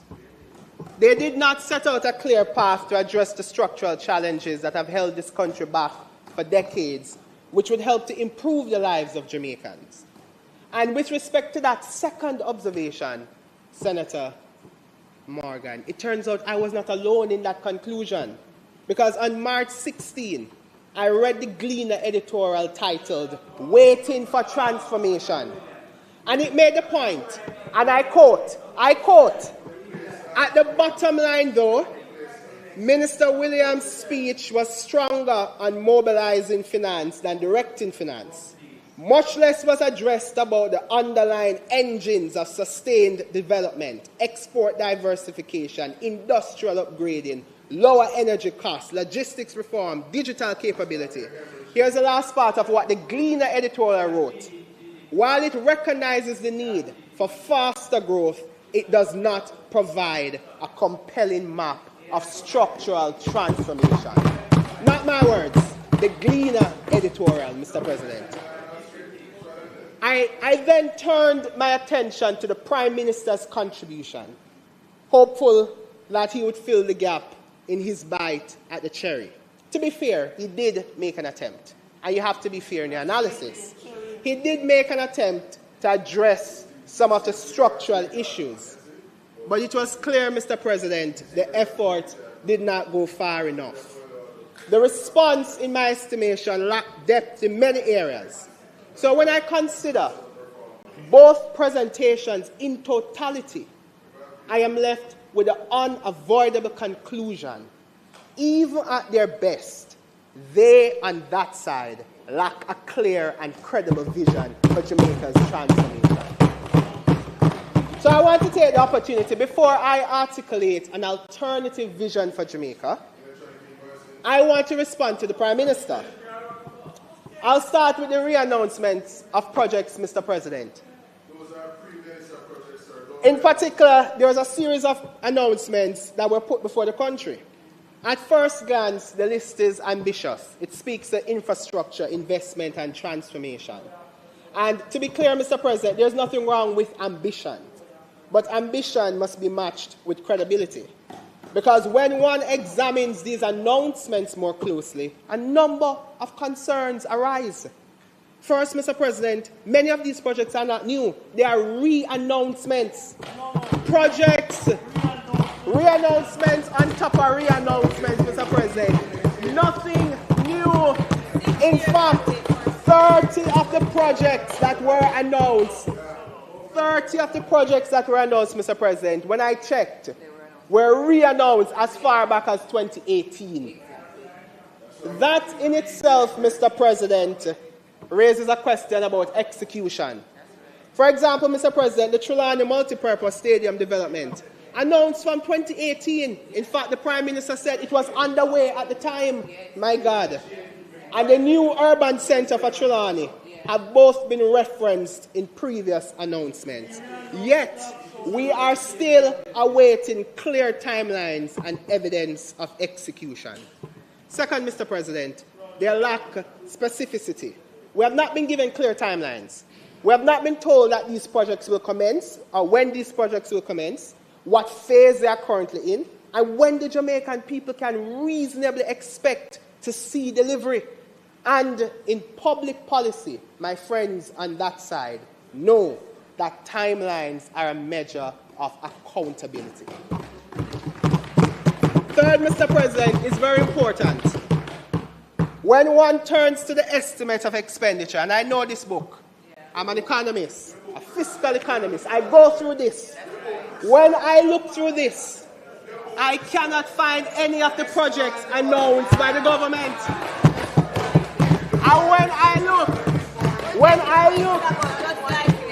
I look in the public body's estimate, Mr. President, I don't see any of the projects.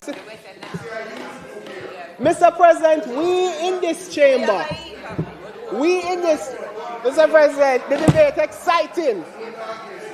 Then get a lick over this, Mr. President. Mr. President, we in this chamber, Mr.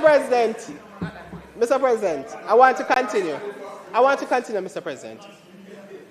We in this chamber know that any project that is to be executed by the government, whether directly from central government, you know this, Senator Keith Duncan, whether through the central government or through the public body's estimates, it must be reflected in either one of these books, Mr. President.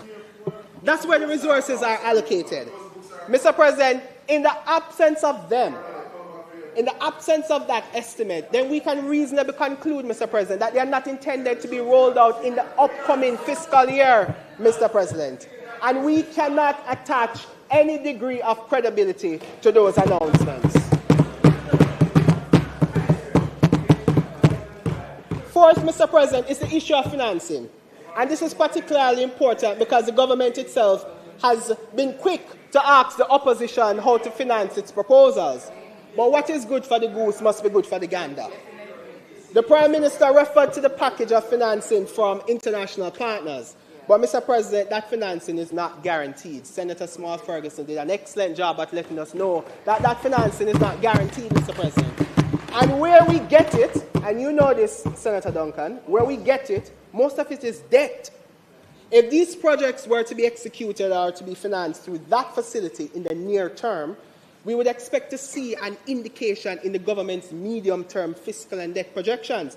But when I look at the fiscal and debt projections, Mr. President, it is projecting a decline in the debt to GDP ratio, which reasonably tells us, Mr. President, that those projects are not expected to be financed from that international package, which is mostly debt. So, Mr. President, when you take all of this together, the re-announcements, the absence of timelines, the lack of presence in the estimates, and the uncertainty around financing, it becomes difficult to attach a high degree of credibility to these project announcements. And this is not about opposing development. I am for development, but we want clarity, transparency, and alignment between what is announced, what is actually budgeted, and what is delivered to the people of Jamaica. I turn quickly, Mr. President, because I want to finish my rebuttals so I can get to the articulation of that vision for Jamaica. So I want to talk about NARA a bit. Mr. President, to be fair, the government has identified a long-standing constraint within our economy. That's the pace and efficiency with which major projects are executed. That is not a new issue. It is one that has affected the public investment, the private sector expansion, and ultimately the rate at which we can grow the economy. In that context, the proposal to establish the National Reconstruction and Resilience Authority represents an attempt to address this challenge. And I'm fair in my analysis. I'm very fair. So, Mr. President, credit must be given to where credit is due. But, Mr. President, so any serious attempt to improve execution deserves careful consideration. However, when examined through the lenses of efficiency and institutional reform, there are important concerns that must be addressed. First, Mr. President, while we make a diagnosis of the problem, and the Prime Minister did so very accurately, his diagnosis is incomplete. The issue is not simply about processes that are slow and fragmented. It is the underlying systems, the incentives, the institutional capacity within the public sector that are not aligned to support timely and efficient execution. Mr. President, these are systemic issues. Here's the part, and I know you're listening, and I know you're proud of me, Senator, Minister. These are not systemic issues. Creating a new authority does not in itself resolve these systemic issues, Mr. President. And there's an obvious risk that rather than fixing the system, we are creating a parallel one. We're creating a parallel one, Mr. President. NARA is described as not being about bureaucracy. It's described as this is not another bureaucracy. Yet it is being given special powers, a central coordination role, the ability to bypass existing processes. Along this side, Mr. President, or alongside this, Mr. President, the government has proposed FAST. And trust me, there are so many acronyms I can't keep up. You have FAST, you have SPEED. Last year they said they had ASPIRE.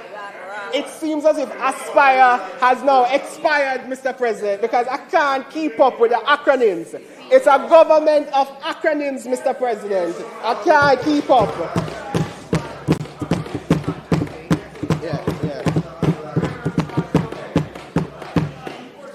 Mr. President, we must consider sustainability. Here's the thing about NARA, and I don't think you all know over there. We must consider sustainability. The Prime Minister has indicated that NARA will operate with a sunset clause of 5 years. That makes this question even more important. What happens at the end of that period if the core systems of government remain unreformed? Do we simply return to the same inefficiencies that we're trying to escape today when that sunset clause for NARA comes into effect? Mr. President, a temporary solution cannot substitute for permanent institutional reform. And fourth, Mr. President, there is a critical issue of integrity.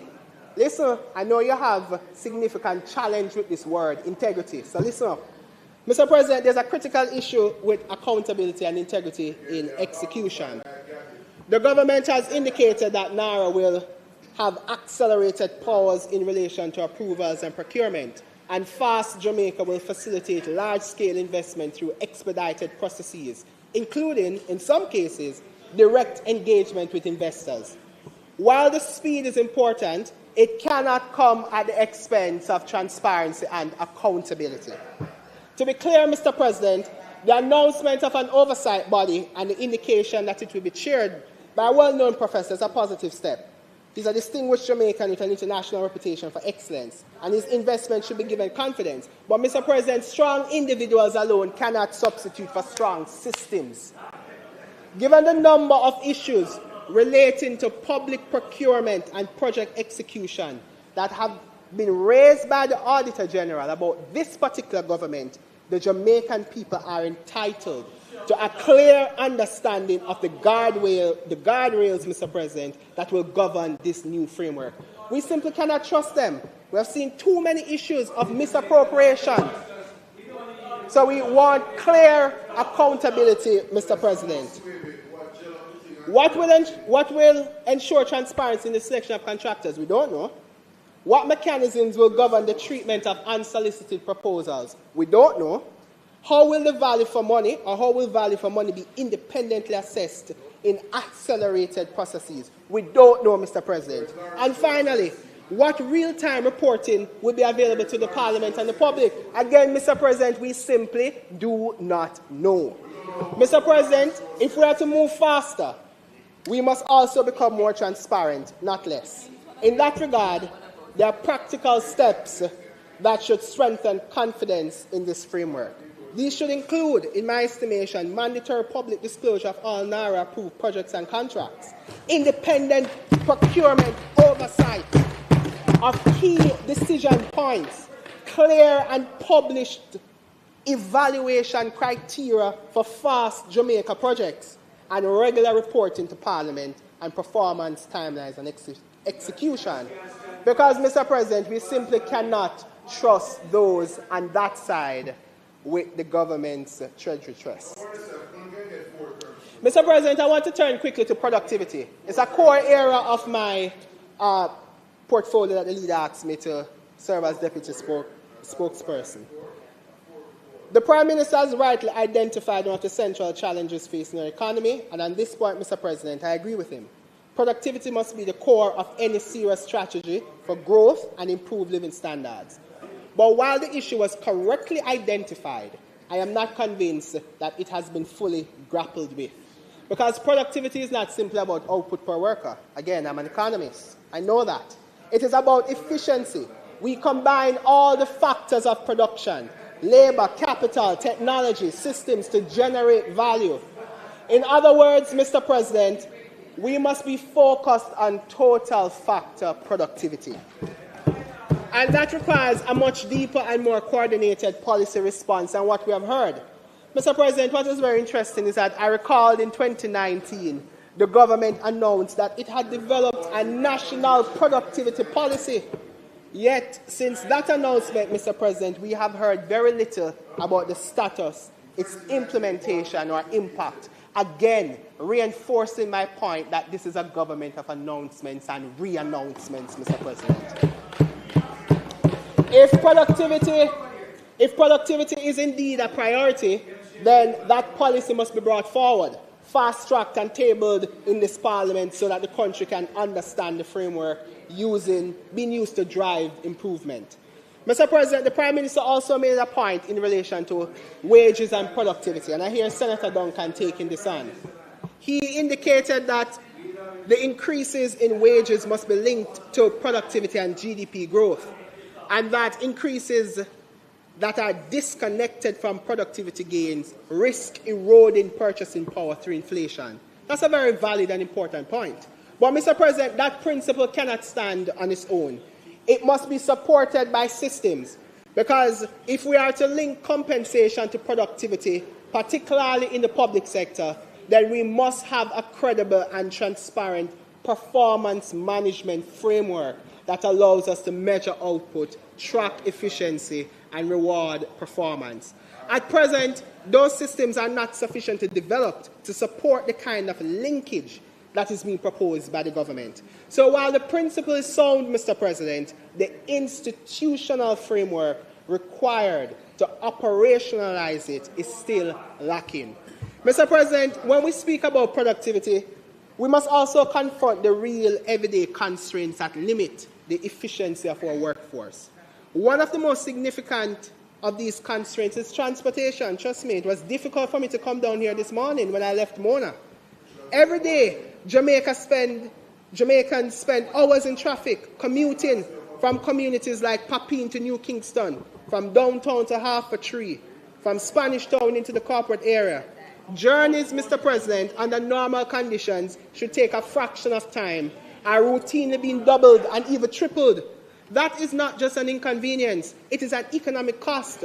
And I know some of you with your blue lights over there, you don't experience this. So because you have your blue lights to transport you don't feel as if you must address the challenge because you have your blue lights to transport you, while average Jamaicans sit in traffic for hours, Mr. President. The structure of our transport system reflects a deeper policy gap. We have seen a steady increase in the number of motor vehicles on our roads, with tens of thousands being added each year at a significant cost. At the same time, a substantial share of our fuel imports are consumed by ground transportation. Mr. President, the public transportation system remains inefficient, fragmented, and heavily reliant on private vehicle ownership, often with single occupants. Mr. President, that is not a sustainable model. And it points to the absence of a coherent, integrated public transportation strategy, one that is aligned with how Jamaicans live, where they work, and how communities are structured, and how goods and services move across the country. Instead, Mr. President, what we see is a pattern of reactive measures, road expansions here and there, adjustments right there, adjustments there, but no comprehensive framework that treats transportation as a central pillar of national development. If we're serious about improving productivity, then transportation cannot be an afterthought.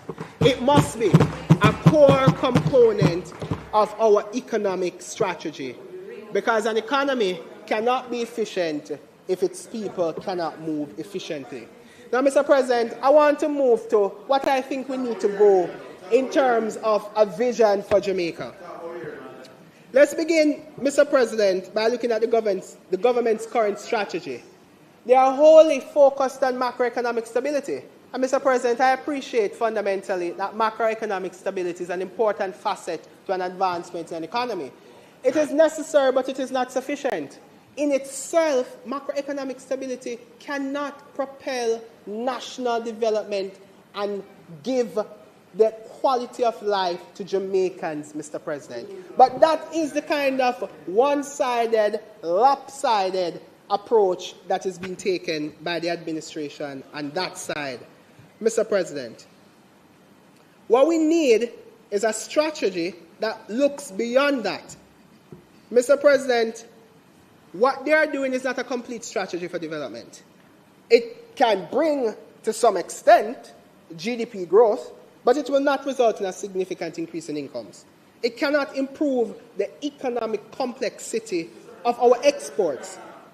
But it cannot, Mr. President, also contribute to an improvement in the real economic innovators. It can insert us in the global value chains, but it cannot and will not allow us to move up the value chain. Mr. President, moving up the value chain is exactly where we need to go as a country.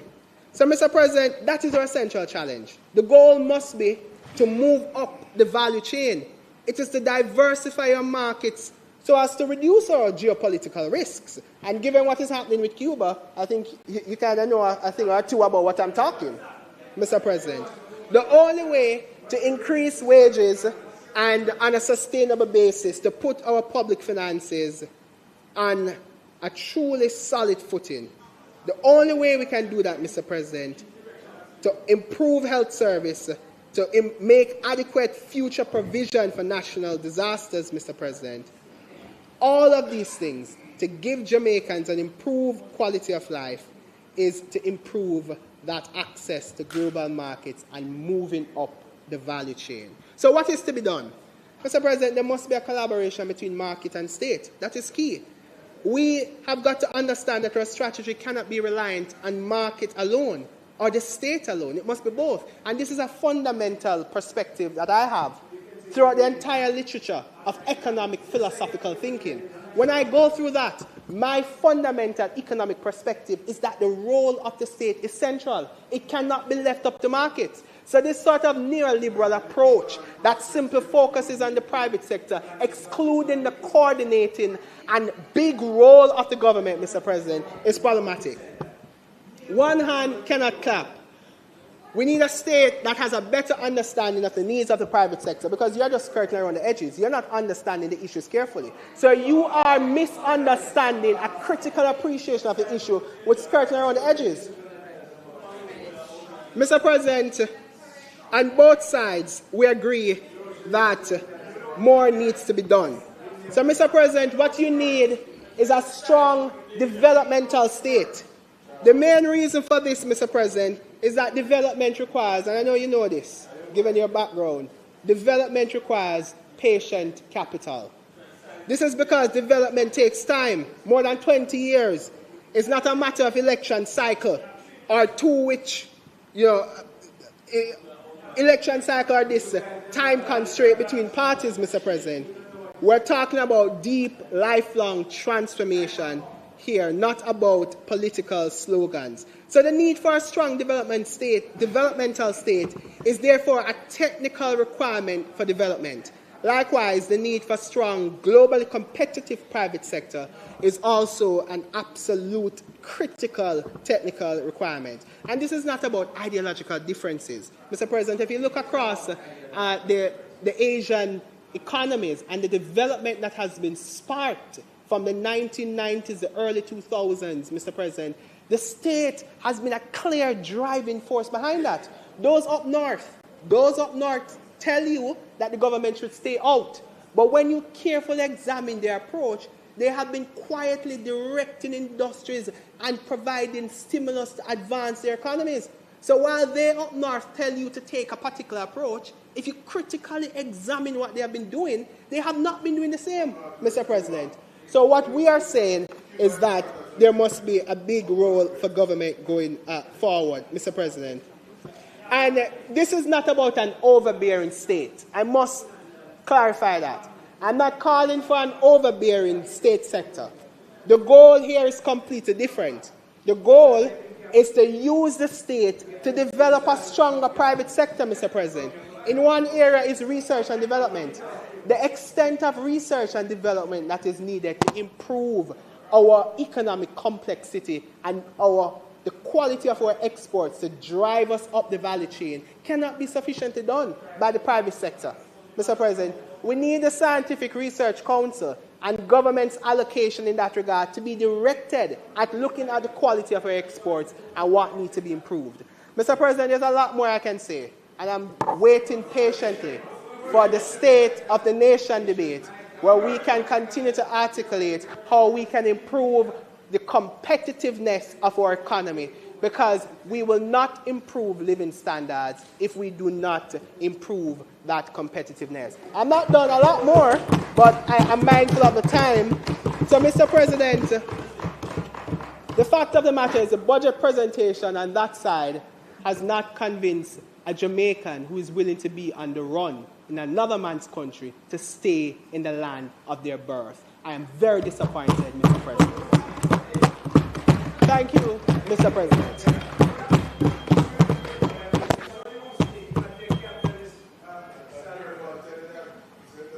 Thank you very much, Senator Tomlinson, and we know that you are.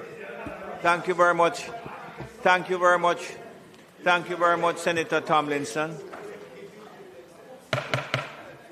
Would you allow me, please? Thank you very much, Senator Tomlinson.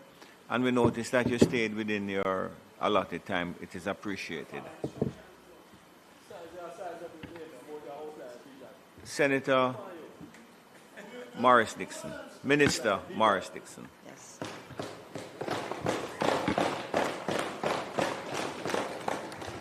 Mr. President, colleagues, Jamaicans watching and listening at home and abroad, I am humbled to be on my feet to contribute to my third appropriation debate. And it's three now.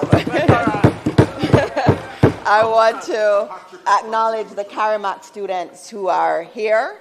I know many of you will leave and go and work into media. We need you more than ever in the media space. We need you to tell the truth, to be able to tell Jamaicans what is real and what is not. And you're going to have to be able to dispel misinformation and disinformation. And there is a lot of that in our country, and so we need you very much. Mr. President, I would like to remind everybody about September 3, 2025. On that day, Jamaica judged the work of the government and its commitments for the future.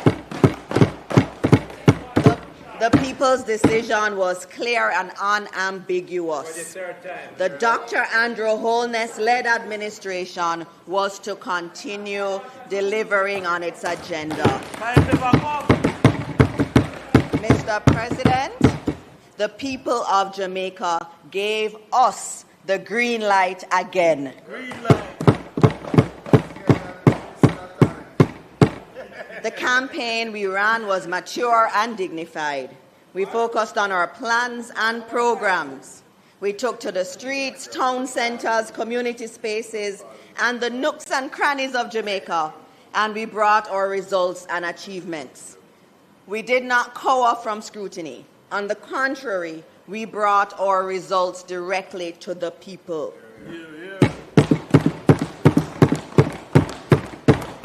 In the weeks following, we unveiled the most comprehensive, most ambitious manifesto in Jamaica's history. I recall the naysayers who said it could not work. They said it would not be able to be implemented. But the electorate knows our character, and they entrusted us with the reins. Less than 60 days from election on October 28, 2025, Jamaica faced down Hurricane Melissa. Through the grace of Almighty God, we were spared the worst. It could have been worse. We were bruised, but God still protected us. With more than approximately 50% of 2024's GDP gone, the scale of the challenge before us escaped living memory. We're in unprecedented water, Mr. President, yet we are rebuilding towards resurgence. Mr. President,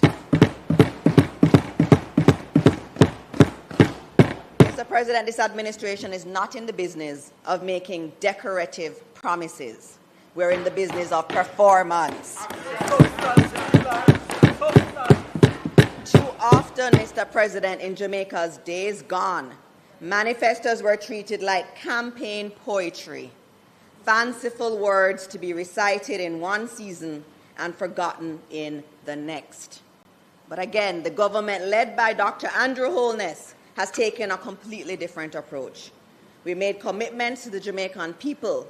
We have sequenced those commitments, and we are now translating those commitments into action. I came here today with our manifesto promises for education, and I can already show how many of the things in here are already being done. We said we'd build 6 new STEAM schools, and this budget has provisions for the undertaking of the first 2. Mr. President, we said we would create stronger pathways from learning to earning, and now we're doing exactly that through the Tertiary LEAP program, and I'll speak about that some more. We said we would expand access to skills training, and we're now advancing one of the boldest steps in that direction for Jamaicans. We said we would modernize apprenticeship, and now Apprenticeship 3.0 is taking real shape. Mr. President, we also said that youth advancement cannot be separated from the realities of adult life. It cannot be enough to prepare our youth and then leave them locked out of housing, stability, and independence. Our manifesto promised an increase in allocations for NHT, for example, and an advance, and I know my colleagues will speak about that more. That's in the manifesto. The same is true for essential public sector workers. We said that teachers, nurses, firefighters, and members of the security forces would benefit from NHT mortgage interest reductions, and they're all done and are all in our budget. It's not just talk. So, Mr. President, people are at the center of our administration's agenda. Jamaica's greatest asset has been and will always be our people. And with our people being our greatest asset, education and skills development will sit at the heart of our president. Now, unfortunately, I only have 30 minutes, but I have to respond to Senator Cleveland and your note on young people. I note your point on young people wanting to leave Jamaica. And I'll say to you, that was the experience I had and my colleagues at university had. I went to university, I started UWI in September 1998, in the middle of the 18 years of devastation. And listen, especially after your 18 years, I will tell you, my classmates that were in the economics program at UWI and in the other programs at UWI, the majority of my classmates left Jamaica. Why did they leave Jamaica? Because of the policies of the PNP. And I'm talking about back when I was at university. Now, let me tell you, when I left this country to go to the United States to study economics and international relations, I had to talk about the Jamaican economy. And I always felt embarrassed about where our economy was, why we weren't speaking in positive terms about our economy. That was 2004.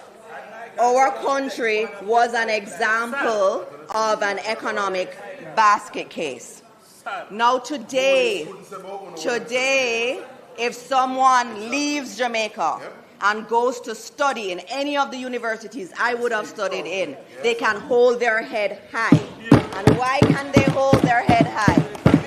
Because of the policies of this Andrew Holness-led administration. Our students don't have to hang their heads in shame when they hear about the Jamaican economy. In addition to that, we're talking about youth. I'm just responding, and I wish you were my student back in the day. I wish I had you as a student. Youth unemployment in 2015 was over 30%. The last set of data we had, youth unemployment was at 10.6%. And if we look at the numbers in the United States of America, if we're looking at the numbers in foreign, their youth unemployment rate is at 10.8%. We're at 10.6%. Those are the kinds of numbers we have to talk about. When we talk about including youth, yesterday I was with the Youth Advisory Council. The Youth Advisory Council is with me. They're sitting down giving me policy advice on a regular basis. On Wednesday, I was at the University of Technology. What were we doing there? Talking about how the budget affects young people, and they were able to find for themselves the things in the budget that were really very much wonderful for them. In addition to that, in terms of young people, we see that reservation that's carved out for young people under the NHT, for those who are under 35. That came from the Youth Parliament. It was our administration that listened to these young people and increased that reservation. In addition to that, and I'm sorry I have to use up my time, but I had to say these things, young people asked for help to start more businesses. And we've done that. We have a Tools for Trade program now. Anyone who does a trade program in Hart will get a grant that they can use to purchase their tools. Also, they wanted help to start their business, and we have grants, not loans, grants that we give to anyone, especially if you are a level 4, for example, and you did a STEM-related area at Hart. We give you $300,000, no questions asked, for your equipment so that you can start your life and start a business. And Mr. President, I could go on and on. About young people. But I had to deviate from what I was going to say to note that. I also want to speak just very briefly, Mr. President, on NARA. And I know my colleague, Senator Keith Duncan, would have done some, but I just wanted to note something. The bill is going to come to us in the Senate. The bill is going to have all of the details around NARA. We will be able to debate it at this time. I think it's disingenuous to say that we don't see anything around NARA when we know that there is a bill that is going to be coming. And the other part of it, too, in terms of NARA will be time-bound. The Prime Minister has noted that. It will have special powers around it. And this is important. This is very important. I think both our sides agree that it's too hard to do business. It's too hard for investors. We all agree. And so, given the scale of the problem in the West, we have to give this body extraordinary powers so that it can act.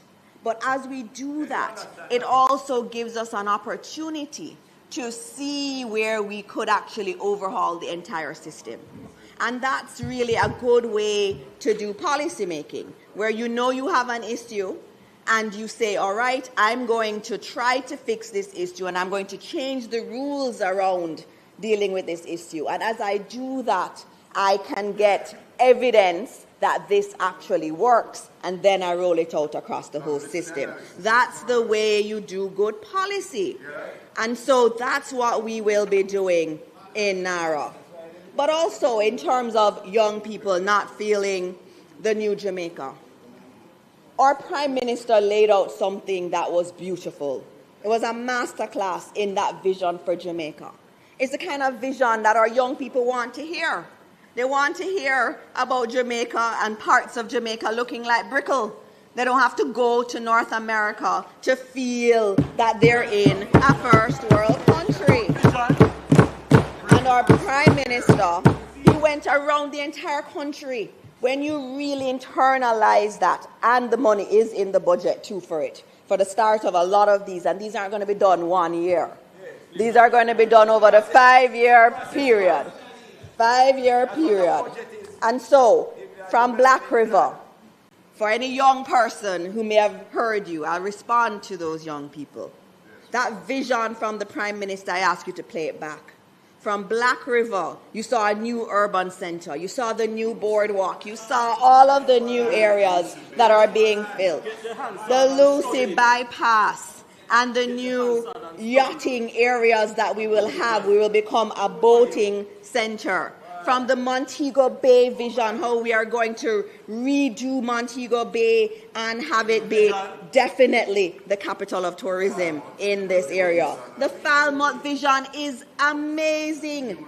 That is going to be so different than it is today and much more resilient. We spoke about Portland and all the work that's being done in Portland. from Brownbrook to the boating industry. We spoke about St. Thomas and the new port for aggregates at that port in Kingston, and new Kingston Public Hospital is a part of the plans. And we're going to have new JDF facilities in Clarendon. When I worked in government many moons ago, 15 years ago, and I used to write speeches, I used to write about pipelines. And Vernon Field was one that I used to have to write my minister about. And it was always in the pipeline, but we are going to expand that runway at Vernon Field once and for all. So, our plans, so the beauty which we're losing in the debate, the beauty that we're losing, there's a beautifulness to this. There is reconstruction which is necessary in the West. A lot of our brothers and sisters have been negatively affected, and we have to do the reconstruction work. But at the same time, what's beautiful about the exercise we're taking on is that we've built in this concept of resilience. We recognize that where Jamaica is, we are prone to natural disasters. And so we can't just build back the West, we have to build in resilience in the system. And that's why there are projects all across the country. So, Senator, there's a lot of thought going into NARA. There is a piece of legislation coming. We will debate it at that point. But NARA is absolutely important. In that bill that you will see something that you noted. We've already thought about it in terms of the list of projects that will be articulated, it will be approved, it will be very, very transparent going forward. So, Mr. President, NARA is being paired with an accountability structure meant to give the public and international partners confidence in how Jamaica operates. As you would have heard, we're looking at EPOC that worked, and we have ETOC in the Ministry of Education, and we'll now have JAMROC, the Jamaica Reconstruction and Resilience Oversight Committee. And that will be an independent oversight mechanism for NARA.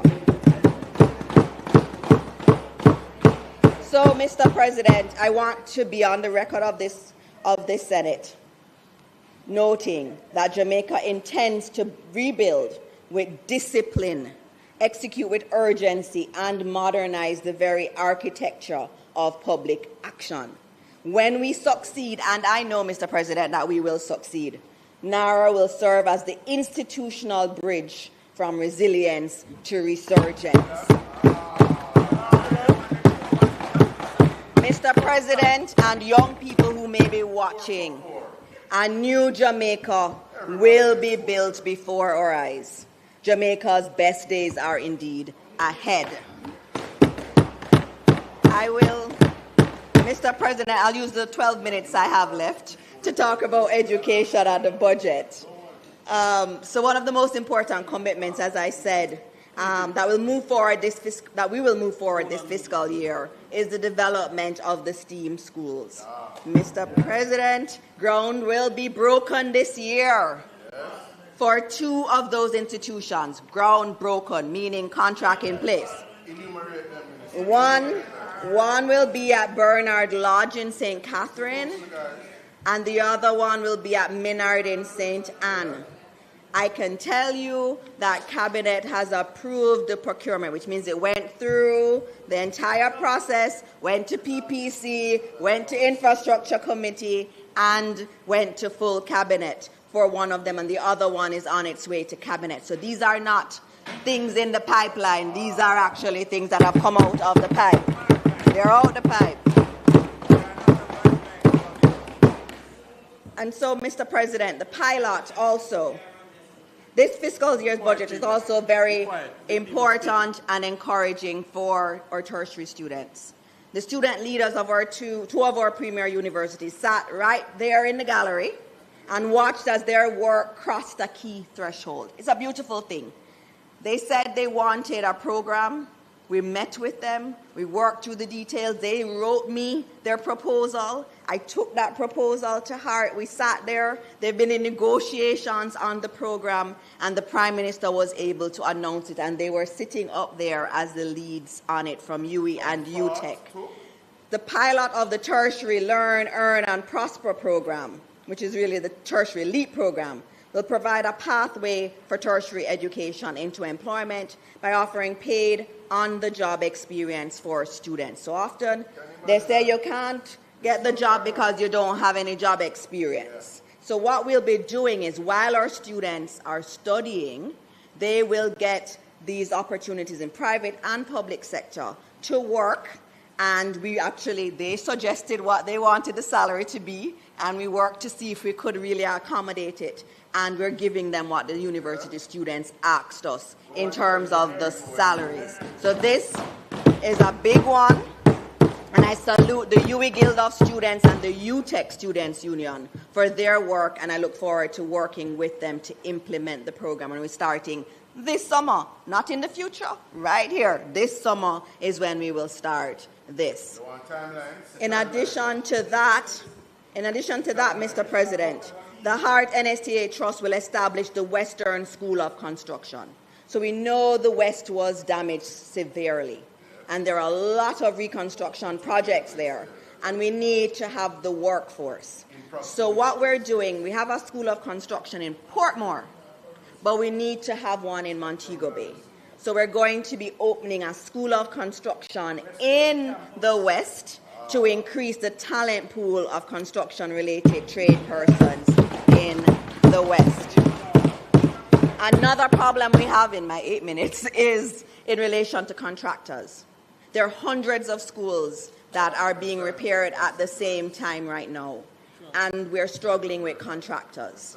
We don't have enough contractors to do the scale of the projects. And so we're implementing a contractor incubator program so that young people from maybe communities or families without means can get the support they need to do it. So we're going to be pairing Hart students and UTech students who are in the area and helping them to be on a growth path from certification to a thriving enterprise. So we're going to be working with them to ensure that we have more of those, and that's absolutely important.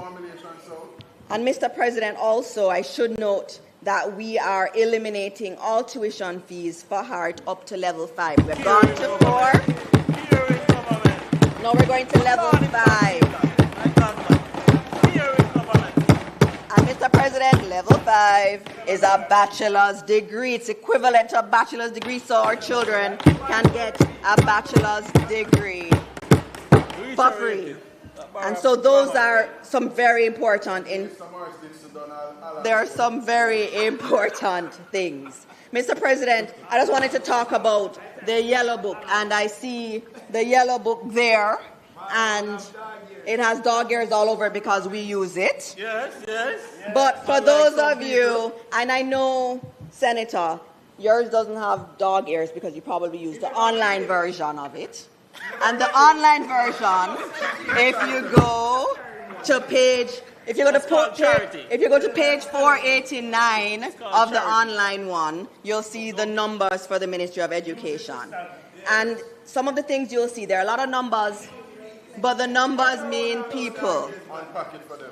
So, Mr. President, did you know that only 108 institutions, basic school institutions, do not have a trained teacher paid for by the government? Basic schools are not run by the government, but the government has put a paid teacher in every school except 108. But guess what, Mr. President? Those 108 are in this budget. So every school will have at least one trained teacher at their early childhood level. In addition to that, in the Yellow Book, you will see that we are continuing to provide lunch and breakfast for our worst performing schools. In addition to that, Mr. President, in the Yellow Book, we know there are more special needs students in our country, and we've doubled the number of special needs assistants to 1,400. We have a termite problem in the country, big termite problem, especially in Clarendon and in Manchester. Everybody tells me about the problem. And so we've allocated $100 million to treat our schools. We've also been increasing internet connectivity. We're adding satellite to the mix. We have acquired 800 smart boards, and every single primary school in Jamaica will get their computers for their computer lab. In addition, Mr. President, those numbers in the Yellow Book speak to 18 new schools that will get their security fencing. That's a problem that we've seen, and we've allocated the funds for that. We've also allocated funds for electrical upgrades. And we're also doing significant work on schools like Boundbrook Primary and Donald Quarry High during this year. And there are another 9 schools that have been approved by PSIP, and I can't go through them given time. So, Mr. President, the administration values people development. Despite everything, the hurricane, once-in-a-generation economic fallout, geopolitical upheavals around the globe, this government, this Andrew Holness-led administration increased the allocation to the Ministry of Education. And Mr. President, this was done because we see education and skills training as a pathway from poverty to prosperity. Mr. President, when one stands back and examines our 26-27 Plan of Action for Human Capital Development, a coherent continuum emerges. The task now, however, is execution. We'll now take these announcements, as we always do, from the pages of the Yellow Book to the people. The STEAM schools must be built well and staffed properly. LEAP placements must be meaningful. Apprenticeship pathways must lead to real employment and the emergence of new industries. Our resilient and resurgent Jamaica cannot be built by concrete or asphalt or any measure of capital expenditure alone. The new Jamaica will be built by trained minds, skilled hands, empowered teachers, and a confident people. This administration is serious about Jamaica's resurgence. And Mr. President, we are serious about unleashing the potential of people. There is much more to say, and I'll definitely say more because I can't do everything today. But Mr. President, this appropriation bill is the people's bill, and I support this legislation and I look forward to its approval. Please do, Mr. President. Well done. Thank you very much, Minister. I'd indicated that I would have gone up to 145. But 1 minute, please. Could you allow me, please? Could you allow me, please? Senator Brown, would you allow me? What I'm going, let me take the 3/4 hour break now, and we'll come back at 2:15. It's okay, members? So this Honourable Senate will rise until 2:15 this afternoon. Thank you.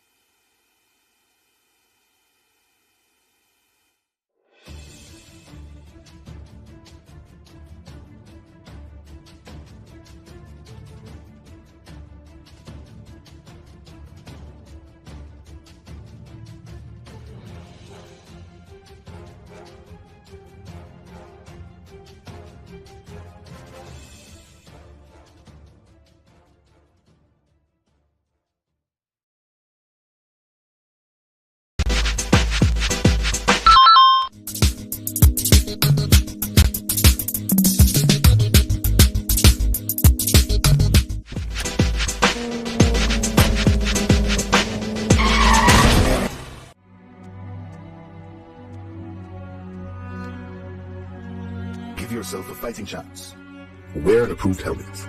A message from the Road Safety Unit in the Ministry of Transport and Mining. Peace is a choice we make every day.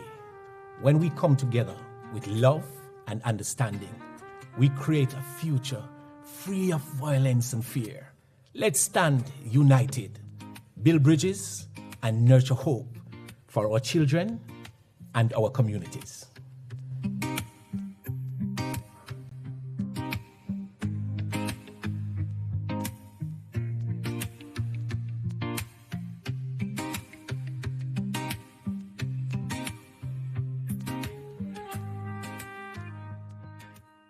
Join the People's Station for the 4-part docuseries Building a Better Public Sector, premiering Sunday, March 8 at 1 p.m.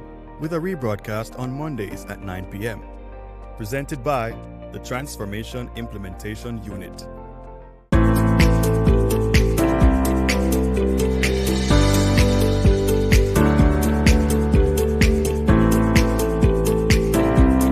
In our credit report tip of the day, many professionals experience a disconnect with their credit because they assume their ideas, expertise, and integrity should naturally translate into funding, while banks operate from an entirely different logic centered on risk prediction rather than value creation.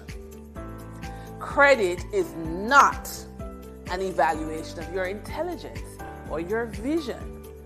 It's just a statistical sum of how somebody has historically managed financial obligations under pressure, which banks use to assess predictability and loss avoidance.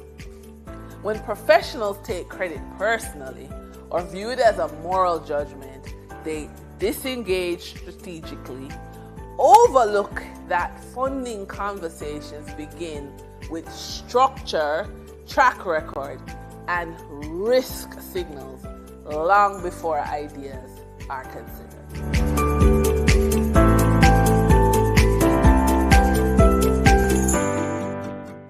What can a little germs do?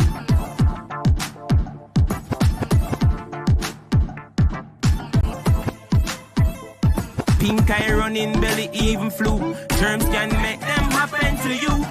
Put germs on our manners with these. Cover your mouth when you cough and sneeze. Always wash your hand with water and soap. Keep dirty hands from your eyes and your nose and your mouth. You don't want to be sick, take care. Practice every day, no germs on here. A message from the Ministry of Health. Me, I go show them my way of justice. I'm abused.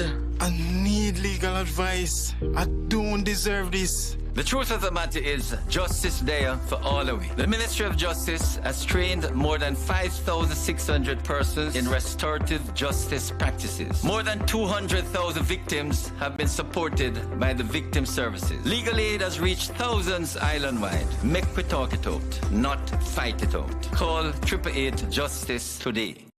It's Friday, March 27th. In the headlines, Education Transformation Oversight Committee says education reform hits 37% progress. In business news, Ministry of Finance and Ministry of Commerce join forces to help small businesses. Regionally, the United Nations declares the transatlantic trade the gravest crime against humanity. And in sports, Reggae Boys hold firm against New Caledonia to advance to final playoff. This is the Weekend News on PBC Jamaica. I'm Simone Absalom Gale.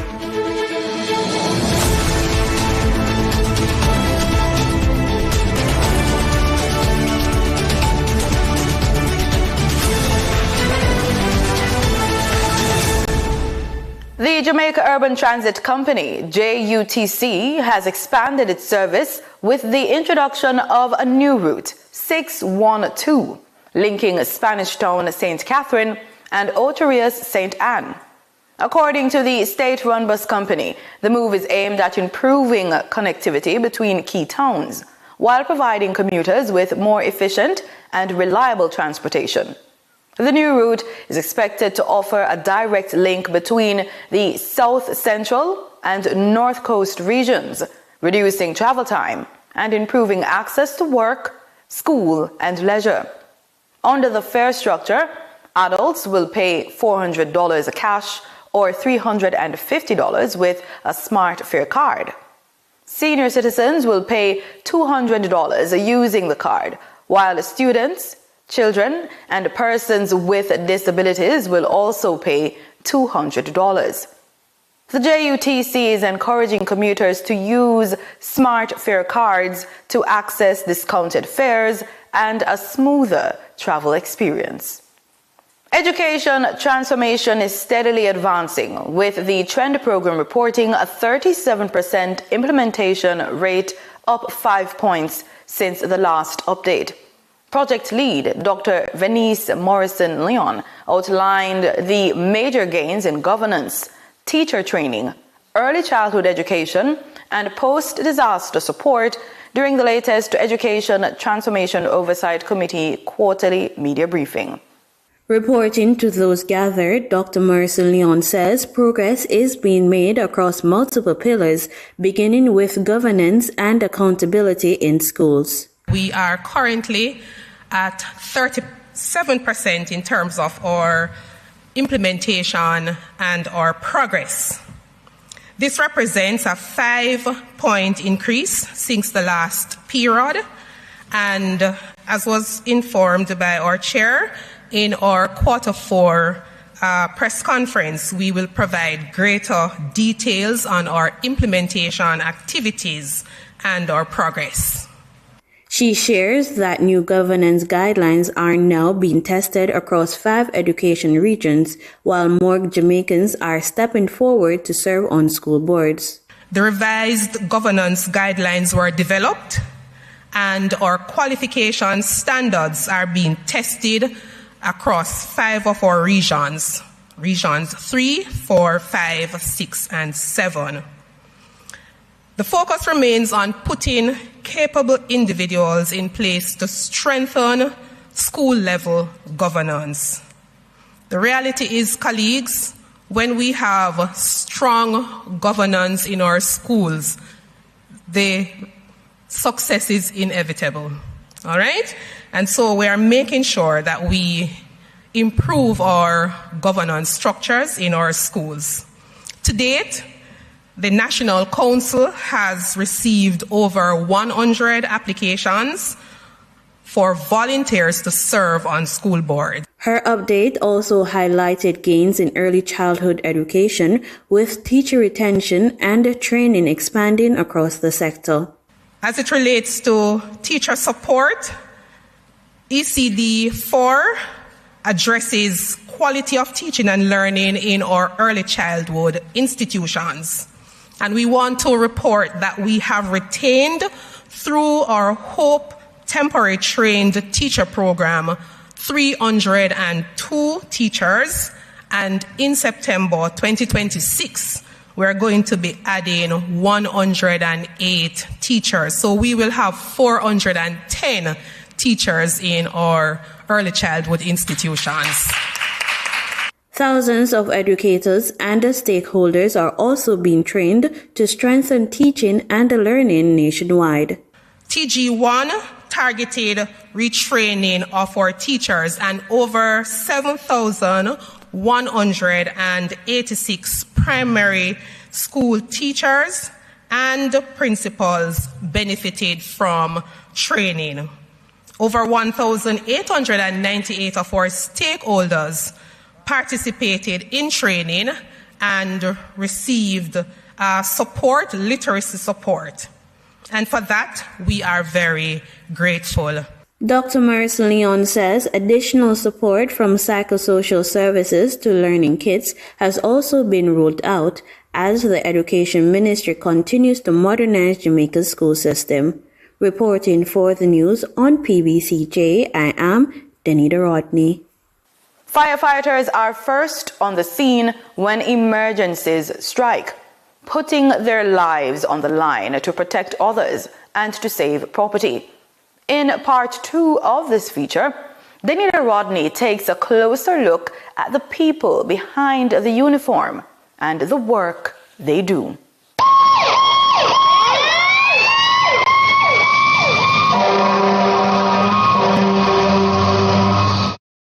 When they're not battling unpredictable flames, what keeps firefighters busy?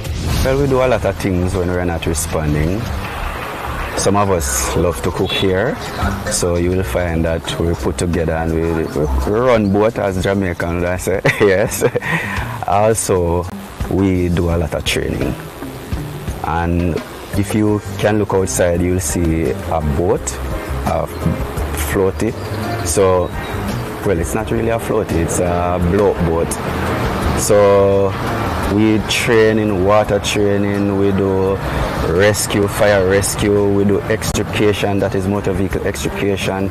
So we'll go to areas, we'll find cars that are abandoned, we find the owners and get their permission, and then we use them to train. We train, we cook, we go out in the communities, we collaborate with the community, we do what you call familiarization tours. So we'll go into the community, business community, we will see what they are doing, how they store their stuff, that in case we are called upon to respond to an emergency there, we have an idea what the facility is like. We also go into schools at times. We have morning devotions with them. All the primary schools in Yalas, we have covered all of them in devotions. To take on the flames, firefighters need the right gear. What essential gear and tools do firefighters rely on? 2, 1, ground. So this is how we descend the ladder. One person standing by to ensure the safety of the person who is climbing down from the ladder. So when we count him down, he knows exactly where he is on the ladder so that he does not hurt himself. So here we have a firefighter in his PPE. He has his helmet. On this helmet, we also have a visor. The helmet is here to protect his head from any falling debris. The visor protects his face from any spill, from anything that is flying from a distance, that it doesn't damage his face in general. We have the jacket here. When you open the jacket, you can see that it has an inner lining. This inner lining protects the firefighter from heat, it protects him from cold, it protects him from being wet, because on the back you have another lining which is slightly waterproof or water resistant. Also, I want to point out something which is in the jacket. This is a safety mechanism. In case a firefighter is down, we can drag a firefighter to safety. We also have his gloves to protect his hands from any. These gloves, they are heat resistant, so we can hold hot zincs and so forth with these gloves. The pants is similar to the jacket, also has an inner lining, the same material as the jacket. We have his boots. Two key things about this boot is that this boot has a steel in the toe. So if any debris or anything heavy falls on his feet, the steel is there to protect his toe. Also, the bottom of the boot is somewhat oil resistant. So if he steps in any oil, he does not slip. Or slip resistance, I should say. If he steps in an oily area, he won't slide very easily. This is the cab where the men travel when we are responding to an emergency. And if you look closely on those blue-looking cylinders, you see they have what we call a back plate. That is how we put them on. We wear them like a knapsack. It is called a BA set, or a breathing apparatus set. That is what we use when we are going into areas that have toxic smokes and those things that are not conducive to life. That is what we use to protect our lungs. In a weather update, Jamaicans are being advised that a trough currently across the Western Caribbean is expected to linger across the region through to early next week. Therefore, expect an increase in rainfall activities across Jamaica beginning Friday afternoon through to Sunday. According to the Meteorological Service, The forecast is for mostly cloudy conditions with periods of showers and thunderstorms, which may be heavy at times, to affect sections of most parishes, primarily southern and northeastern parishes, especially during the afternoons. Fishers and other marine interests, especially inshore and offshore the south coast, should exercise caution as sea conditions will deteriorate in the vicinity of showers and thunderstorms. Time now for the business report with Denise Williams.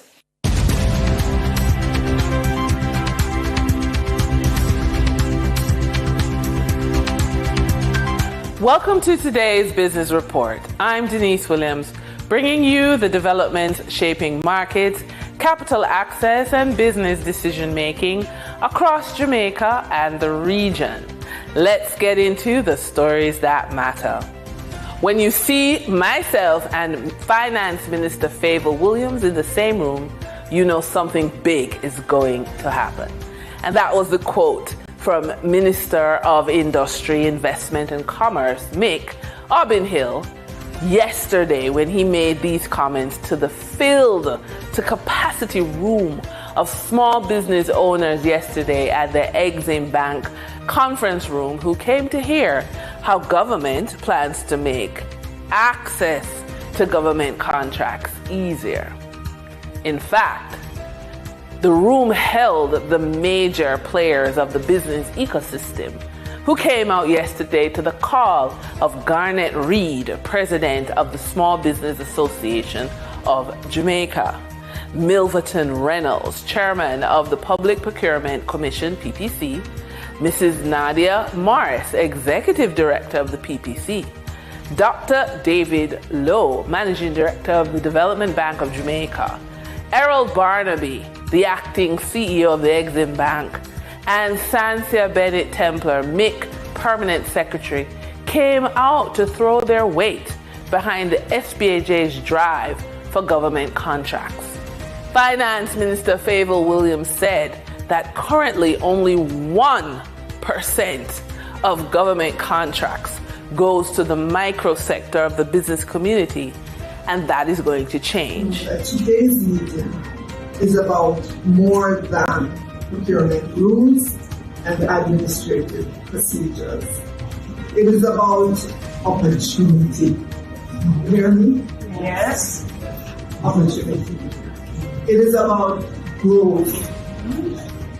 And it is about ensuring that more Jamaican businesses, especially our micro and small enterprises, are able to participate meaningfully in government contracting. Both ministers gave their commitment to ensuring that the systems become smoother and easier for small business owners to access government contracts worth billions of dollars.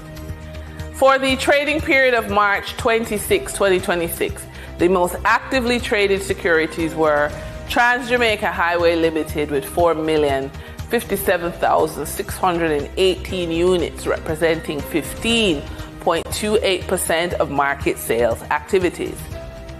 Supreme Ventures Limited with 3,726,863 units, representing 14.03% of market sales activity. Kingston Wharves Limited with 2,002,746 units, representing 7.54% of market sales activities. Investor activity remained concentrated in transportation, gaming, and logistics play, signaling continued interest in dividend-producing and strategic assets. Turning to the foreign exchange market based on Bank of Jamaica data for March 26, 2026, Forex traders recorded significant activity with strong demand across major currencies. For the US dollar, trading margins reflected steady liquidity, with the US selling at $158.94 and buying at $157.10. For the Canadian dollar, moderate gains supported by $5.73 transaction spread. The Canadian dollar sold for $100.79 and was bought for $115.52. For the British pound, continued volatility offered short-term trading opportunities of 75 cents in profits for the banks. The British pound sold for $211.13 and was bought for $211.88. These movements underscore the importance of cash flow timing and currency awareness for businesses managing import costs, debt servicing, or overseas exposure. For our credit report tip of the day, we still don't talk enough about the financial side of menopause, and that silence is costly. There's also a hard truth we need to acknowledge. Many women enter menopause financially exposed, and the women who navigate it best financially are often the ones who built options, access, and flexibility before they needed it. The credit report may be invisible in this conversation, but it has the power to quietly carry you through it. And this is where the conversation needs to evolve. Menopause is not just a health event, it's a financial risk period. And like any risk period, it requires preparation, structure, and tools.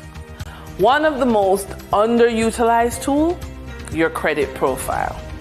Not just your score, but the full architecture behind it.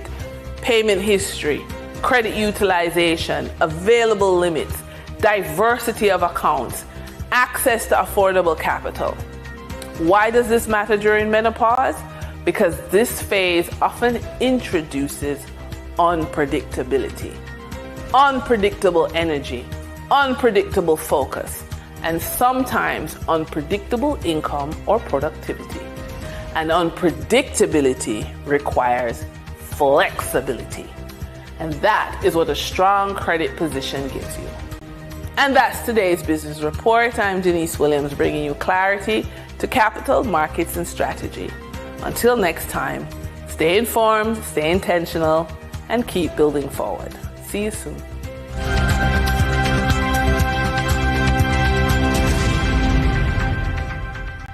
Thanks, Denise. In regional news, we begin in Grenada.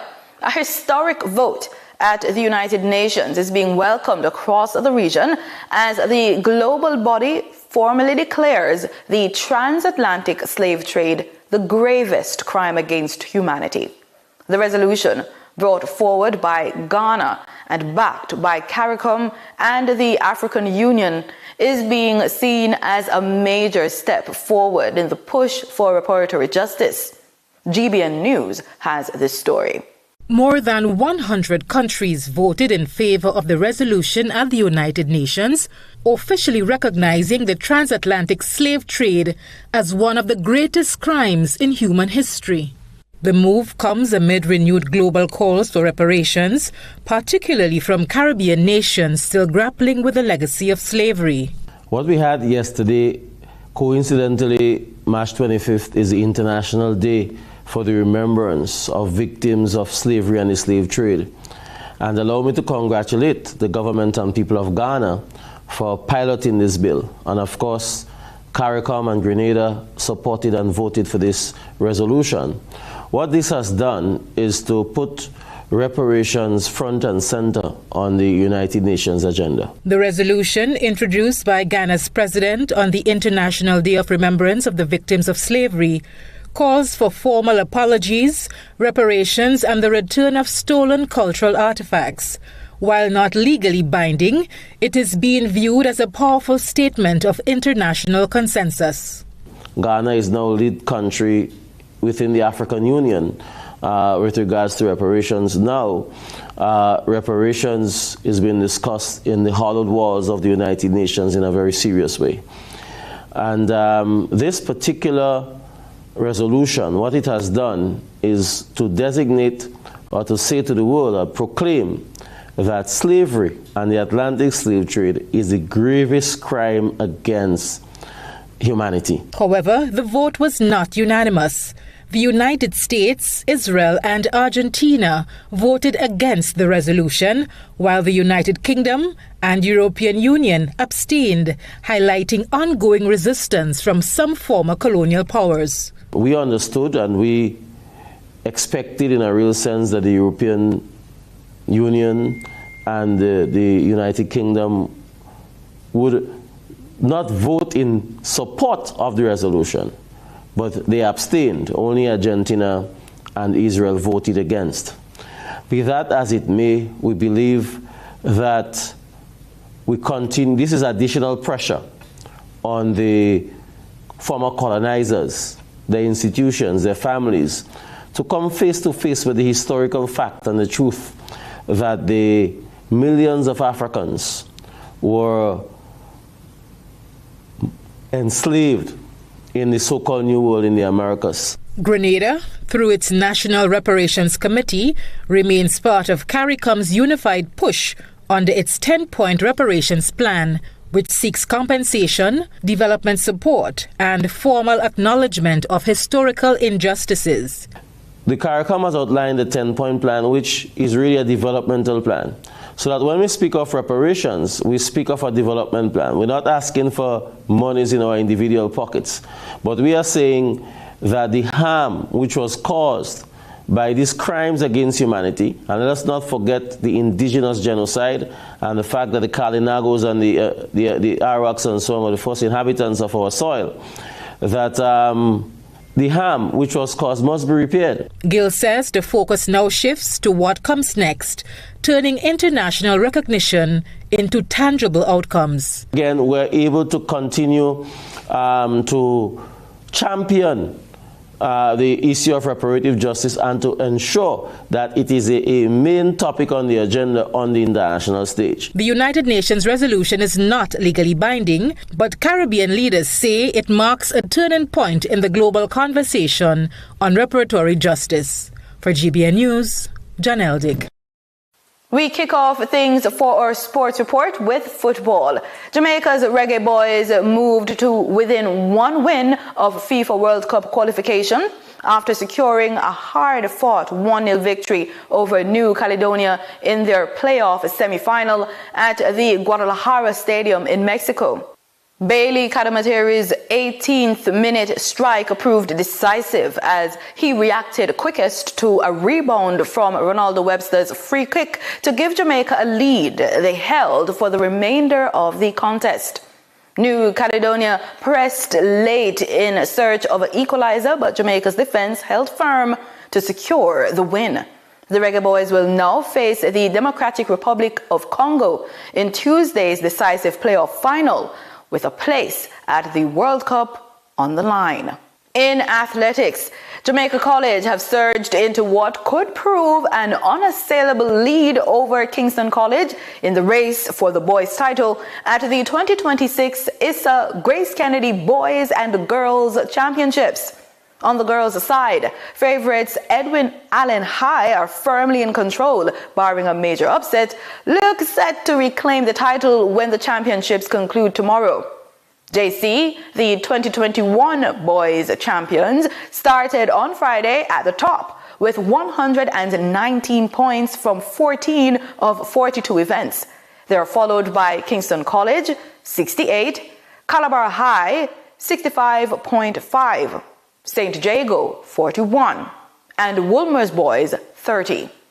Notable performance, KC's Jason Pitter, the defending champion in the Class 2 400 meters, retained his title in fine style, smashing Christopher Taylor's 2016 record of 46.33 seconds with a lifetime best 45.76. Edwin Allen High is leading the way among the girls with 94.5 points after 15 of 46 events. In second are defending champions Heidel High on 60, and they are followed by Homewood Technical with 57 points, Immaculate Conception 52, and Convent of Mercy Alpha on 30.5. In a thrilling Class 1 girls final, Kellyanne Carr of Edwin Allen held off a strong challenge from Heidel's Nastasia Fletcher, winning in a personal best of 52.20 seconds. Fletcher clocked 52.48 for second, while third went to Abrina Wright of Homewood in 52.81. Folga Road High picked up 2 big wins in the one-lap event. First, Shanika McLean posted a personal best 52.28 to win the Class 3 400 meters ahead of Sashana Johnson of Heidel 53.43 seconds and Anastasia Hall of Homewood 54.22 seconds. Paul Henry of Fogo Road won the Class 1 boys event in 46.21 seconds ahead of Junior Gallimore of Heidel, 46.33 seconds, and Michaelan Woods of Jamaica College, 46.39 seconds. In cricket, West Indies has confirmed the availability and management plans of 3 of its frontline fast bowlers, Jaden Seals, Shamar Joseph, and Alzari Joseph, ahead of what promises to be a packed and demanding international season. Seals and Shamar Joseph are both set to feature in the West Indies Championship, but in a carefully managed capacity. Seals becomes available from April 9th and is cleared to participate in rounds 1 and 2 of the competition. Shamar Joseph comes online from April 13th with managed practice sessions for the Guyana Harpy Eagles permitted before that date. Alzari Joseph, meanwhile, will miss the championship entirely. He has been granted a no objection certificate to compete in the Pakistan Super League as part of his recovery from an extended injury absence. CWI Director of Cricket, Maz Bascom, says the plans are deliberate, keeping the trio fit and sharp for a home series that includes Sri Lanka, New Zealand and Pakistan before the Caribbean Premier League. That follows tours of India and Bangladesh, rounding out a packed calendar for Caribbean cricket. And that's the weekend news on PBCJ. You can follow us on our social media platforms at PBC Jamaica. Stay dry this weekend.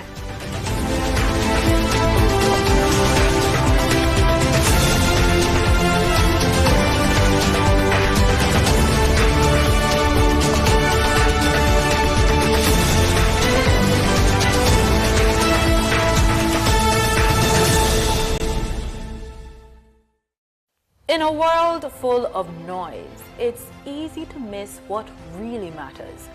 That's why we're here. Why It Matters.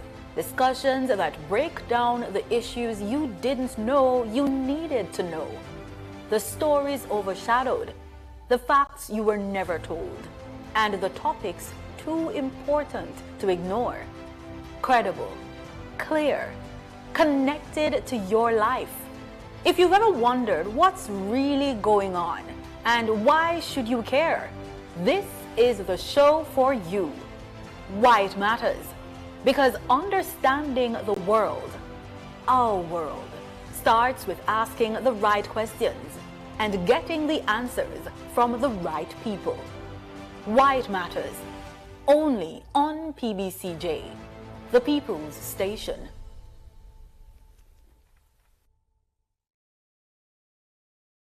This Saturday, the spotlight shines on the Jamaica Women's Premier League with a thrilling doubleheader showdown at the JWM Anthony Spalding Sports Complex. First up at 3 p.m., it's a fierce battle as Fraser's Web FC, the defending champions, entertains Michael FC. Well, I feel the chances that we will go all the way. You know, we have 5 girls who are away with the under-17, with the Jamaica under-17 team. And I know when they get back, we will be stronger going forward. Expect intensity, skill, and a fight for crucial points as both teams look to make their mark. And then at 6 p.m., the excitement continues. Can Arnett Gardens FC extend their perfect record when they clash with Cavalier in what promises to be a high-energy showdown under the lights? Well, as you can see now, we are lead the table, we not take nothing for granted. 2 strong teams, 1 big statement to make. This is the Jamaica Women's Premier League. The following is brought to you by the Office of the Prime Minister. Jamaica is changing right before our very eyes. Across the island, billions are being invested into our road networks, from farm and community roads to major roads and highways. Dozens of communities across the length and breadth of Jamaica are receiving access to reliable potable water for the very first time. And thousands of Jamaicans have become homeowners thanks to the historic shifts in policies of the National Housing Trust, making it easier for Jamaicans to receive funding. Not to mention the record number of houses being built. Never dreamed you would own a home? No matter your circumstance, home ownership is possible for you, thanks to the government's new social housing program, specially designed to meet the needs of poor Jamaicans at no cost to them. We are building Jamaica. The proceeding was brought to you by the Office of the Prime Minister. You sure this is okay? Relationships can get complicated. You've avoided seeing me now for almost a year, but you still take my calls. It simply means you're not over me yet. Okay. Some relationships stay complicated. I am done taking it easy, Danny. I've wasted a lot of my time with you. You know what? Let me just silence this altogether. It's done, isn't it? What do you expect from me, Stanley? Just forgive me. Crocodile tears? Once a cheater, always a cheater. When there's trouble in paradise, what do? Watch the story unfold in a brand new season of Mirrors in Paradise. Saturdays at 8 p.m. and Sundays at 6:30 p.m. right here on PBCJ, the People's Station.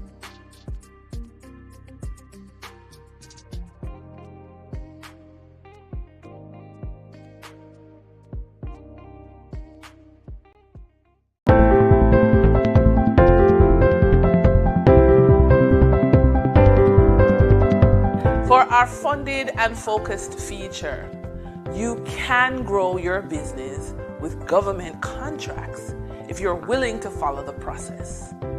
One step on the list of activities to enter into this area of earning is registering for the Government of Jamaica Electronic Procurement System, GOJEP, which is mandatory for high-value contracts. A partially completed profile limits visibility and bidding ability. It is important for business owners to know the steps for creating or updating a GOJEP profile, which includes uploading compliance documents and ensuring the profile accurately reflects operational capacity. A complete profile increases both eligibility and discoverability.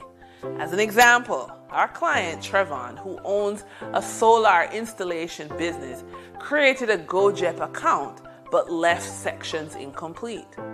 Doing it himself meant invisibility, but with an expert review, his profile became comprehensive, searchable, and credible, unlocking access to higher value contracts.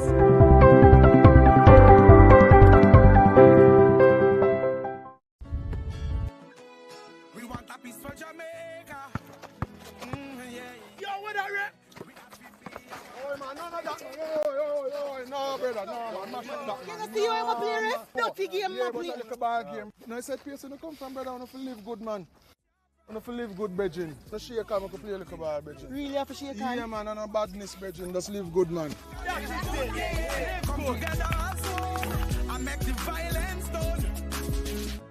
Peace begins with us. Every act of kindness, every step towards understanding brings us closer to a brighter tomorrow. Let's choose unity, compassion, and hope. Together, we can build a future where peace reigns. Brighter tomorrow starting today.